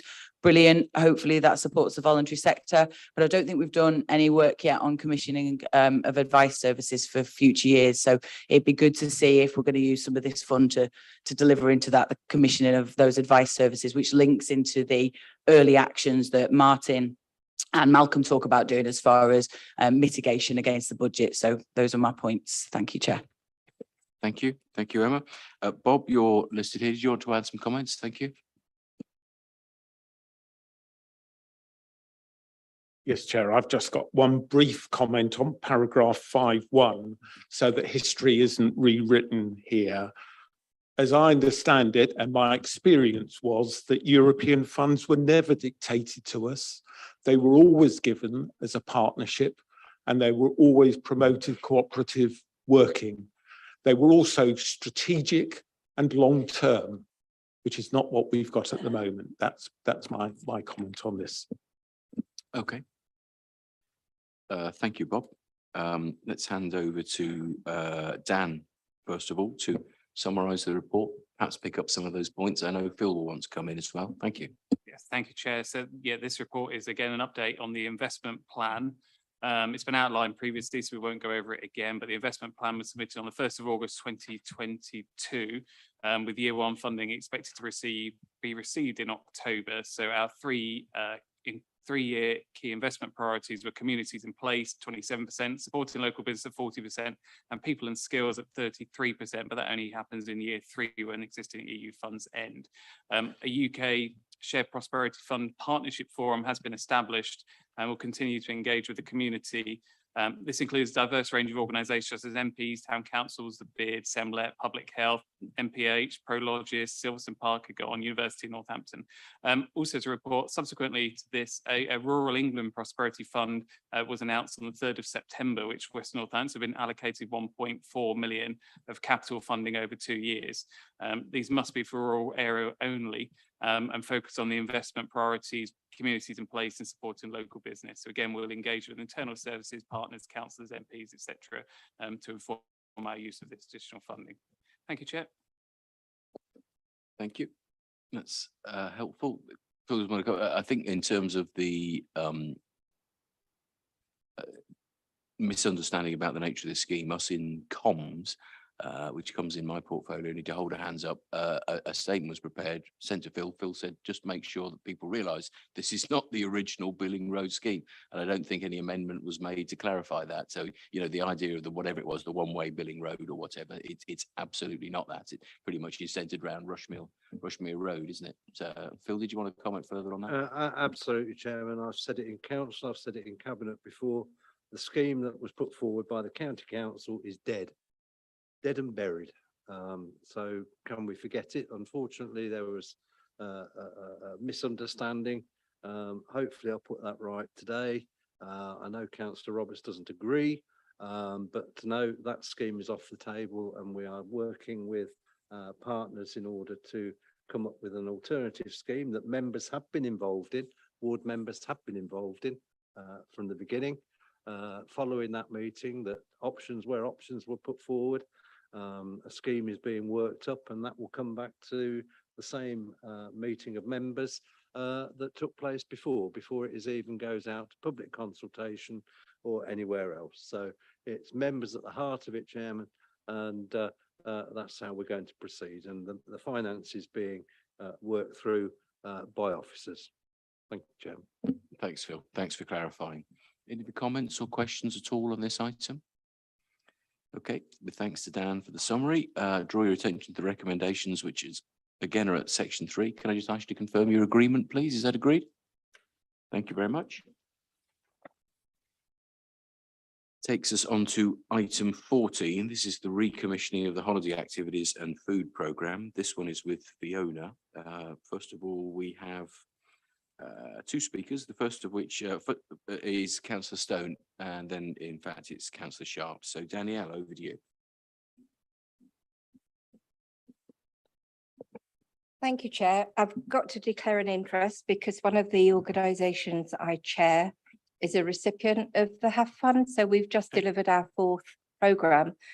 I just wanted to say that in the report, it says that it's been very difficult to get secondary children buy-in, but in my case, we've had a huge amount of buy-in. We had 48 young people between the ages of 13 and 18, and 4 who are older than that, who became our volunteers actually, with an average attendance each day of the programme of about 36. So it was, we really all enjoyed it. It was brilliant. But the reason I wanted to speak is this. I'm not quite sure. I don't ever get to see the report. Fiona might, Councillor Baker might, but I never get to see the report about the outcomes and the value of the programme. And I would find that really, really useful. Not just, obviously I have all the data for mine, but I want to see it for everybody. I want to see what the outcomes are, not just figures to do with attendance or anything like that. And one of the pleas I've got is about putting more of the resource into schools, because schools know their children, they know their families, and schools traditionally were the bodies that ran summer schemes. And I know because I helped Mr. Blunkett when he was the Education Secretary set them up. And I used to run a huge amount of them for this, for the county, indeed. And so I know that schools are very good at recruitment, really good at delivery, and really good at data collection. So I'm a bit worried about why they're not more centrally involved in that, particularly secondary schools, to be perfectly honest with you. So I understand that you're putting the delivery of this into the Children's Trust. I'm not sure, you know, I understand the reason why, but I really, really think we ought to be making schools, particularly secondary schools, a partner, all the schools. But if there is an issue with attracting secondary school aged young people, you know, schools know them, they know the families, they're really good at delivering this kind of stuff. Thank you. Thank you very much indeed. Councillor Sharp, Sue, over to you.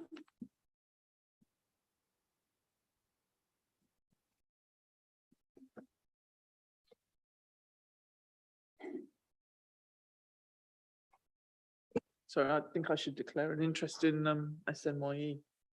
Just out of, there we are. I have some concerns overall, but I think that we have seen that the way in which we deliver food vouchers hasn't necessarily been as smooth as it could have been. And if this is the answer to us delivering a clear, compatible system for providing vouchers to our young people across the county, I'm for it. I would like to see more, I would like to see oversight on it, obviously.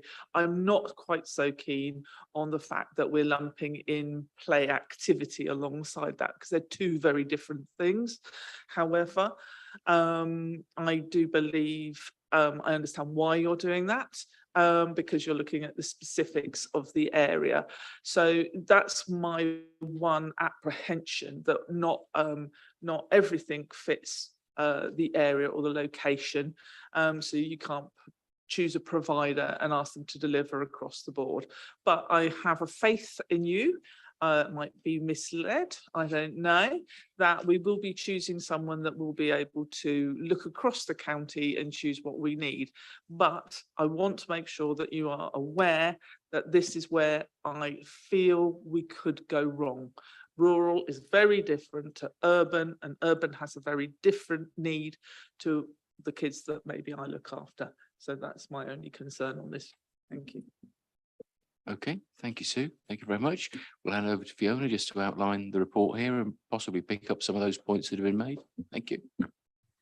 I'll just pick up a couple of points while I still remember what they are. So Councillor Stone, just a couple of things. We had engagement for 215 schools taking part in our programme this summer, and it's not going into the trust, it's staying with us.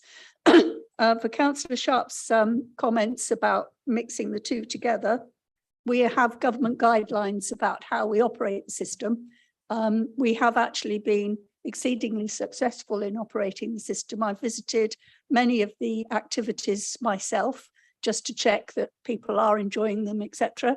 I do agree with Councillor Stone that we need to get more older young people involved. And then we need to just perhaps look at what the offer is for those young people to make sure it's something they actually would be interested in. But just to do a summary of the paper, the Holiday Activities and Food Fund is to support low-income families with children. The Department for Education has provided all upper tier local authorities with funding to deliver a holiday activity and food programme in their area.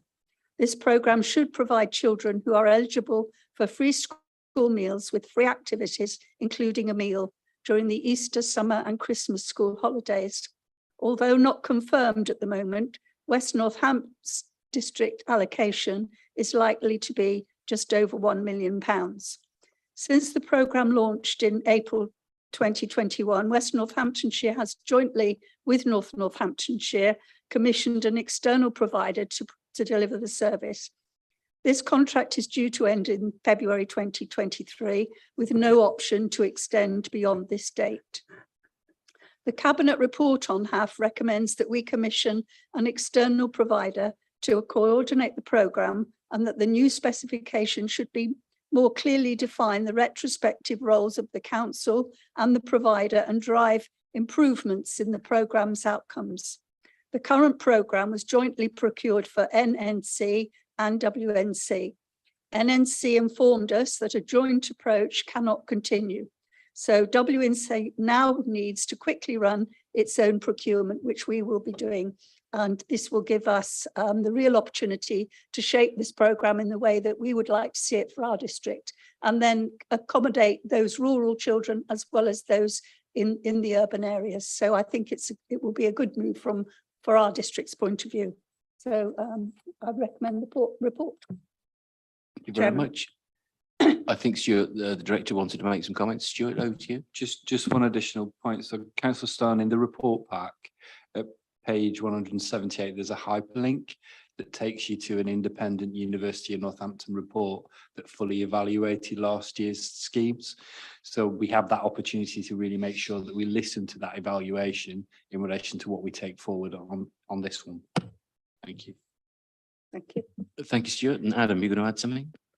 Yeah, I'm just picking up on Councillor Stone's point about using secondary schools more. I'm sure that in terms of data and background information on sort of pupil demographics, it would be very useful, and possibly even in urban areas, they may be useful centres for some activities. However, I would just highlight as a rural ward member, Campion School in my ward serves dozens of villages around West Northamptonshire, and using the school as a centre for activities out of term time when you don't have the same level of school bus services and what have you, just wouldn't meet the needs of pupils in my ward or the other wards that use Campion School for their education. So I hope that we'll be able to take a horses for courses approach in urban and rural areas and act accordingly.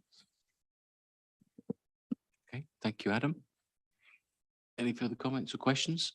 No, in which case we're asked to approve recommendations of section 3, which is to note the benefits that have been derived so far, approve the procurement of a supplier, and delegate authority accordingly so that can be put into place. Can I just ask you to confirm your agreement to those recommendations? Is it agreed?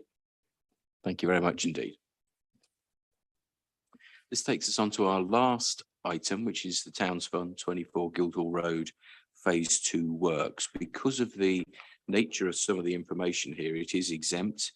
If we were to discuss it, we would need to go into private session, which wouldn't mean anybody leaving the room, but it would mean we would cease the streaming. I'm going to suggest that we try and do this without going into the private session. But of course, if any member particularly wants to discuss that, say the private papers, the only reason we ever do this is so that we don't jeopardize the value that we could get for the taxpayer. That's the reason, the commercially sensitive information. I'm going to suggest that we perhaps introduce the report and take our speakers. But actually, if anybody particularly wants to refer to the pink papers, then please shout and we can go into private. Is it okay to do it that way? We start going with the public. We have just one speaker registered, which is Councillor Bob Purser. Were you going to refer to anything in the private information, Bob? No? Okay, well, in which case, let's give that a try then. Over to you, Bob. Thank you, Chair. I'll try to be brief. I think 24 Guildhall Road is one of the town's gems, and it's really welcome that this scheme is coming forward and that it's going to promote again the arts and culture of the town. I think that's really good, and it will complement a number of other activities that are going on in that part of the town. I suppose I'm obliged to ask about what the impact, and it might be that this has to be taken, the answer is, but what is the impact going to be of inflationary pressures on this project? Because building pressures are very difficult at the moment, and is that going to have an impact on this scheme? And I just wondered, the time schedule in the report looks very ambitious, and although it's good to have ambition to get things done, is it realistic? There's a difference between ambition and realism, and I wondered whether this was being overly ambitious. Those were the two questions really I had. Very good. Thank you, Bob. Let's hand over to Dan then. And Dan, are you happy that you can introduce the report without needing to refer to the confidential stuff? Yeah, let's hand over to you then. Thank you. Thank you again. This is a report providing an update on the refurbishment project at 24 Guildhall Road. So works phase 1 have been completed in August 2022, and phase 2 is subject to the approval of the business case to draw down 1.75 million from the Towns Fund grant allocation, bringing the total project cost to 3.25, which was a 1.5 million of capital borrowing, which was approved by the council in February 22. So once completed, it creates a new mixed occupancy cultural centre for Northampton, with NN Contemporary Arts as the anchor tenant on the lowest 3 floors, with the upper 2 floors being available to lease on completion. The initial intention are to find creative industry occupants to develop a creative hub for the town centre to increase footfall and renew town centre interest. So phase 2 works include completing some of the space that are not yet complete within NNCA's demise and NN Contemporary Arts demise, for refurbishment of the 2 upper floors, which is outside of their demise, extensive works to the roof, windows, facade. M&E works will also be undertaken, mechanical and electrical works will also be undertaken, which impact all areas of the building, including NNCA spaces, as well as internal and external access improvements, particularly focused on the disability access at the moment. So that will create 950 square metres of new cultural commercial space for collaboration, production, learning and training, installation of an artist designed civic reading room and artist lounge, and equipping NNCA with event kitchenette and co-working desk facilities. Timelines we're relatively confident on. We get fixed timelines from the developers, and again the budgets have been inflationary tested and adjusted where necessary. Thank you, Chair. Thank you very much. Adam, you got a comment? Thank you, Chairman. Yep. From a culture portfolio holder's perspective, this is very welcome news. I pushed Councillor Lister's predecessor for confirmation that they would be complementary tenants going into the building alongside NN Contemporary, and so it's hugely welcome news that that will be the case, and I look forward to Guildhall Road being a venue that will contribute to the ongoing work with the Cultural Compact, and will be an attraction not just to residents of Northampton but to those outside the town and beyond in West Northamptonshire. Certainly my Assistant Cabinet Member, Councillor Alison Eastwood, is very keen that that Cultural Compact spreads its wings and its reach as far as possible, using, of course, Northampton as the cultural hub, but benefiting the wider rural areas as well. Thank you, Adam. Thank you very much. Any other points at all or comments? No, and I'm just going to give everybody a last chance if they have any queries on the business plan or anything at all. Is everybody happy with that? Good. Okay, so there's no need to go into private. We'll take the decision publicly. The recommendations are at section 3, which are to approve the business case 24 Guildhall Road, and then to delegate the appointment to the director, appointment of a principal contractor, and also delegate the right to then enter into an appropriate lease. Can I just ask you to confirm your agreement to those recommendations? Is that agreed? Agreed. Fantastic. Thank you very much indeed. That was our last item. So I thank everybody for coming along. All our speakers.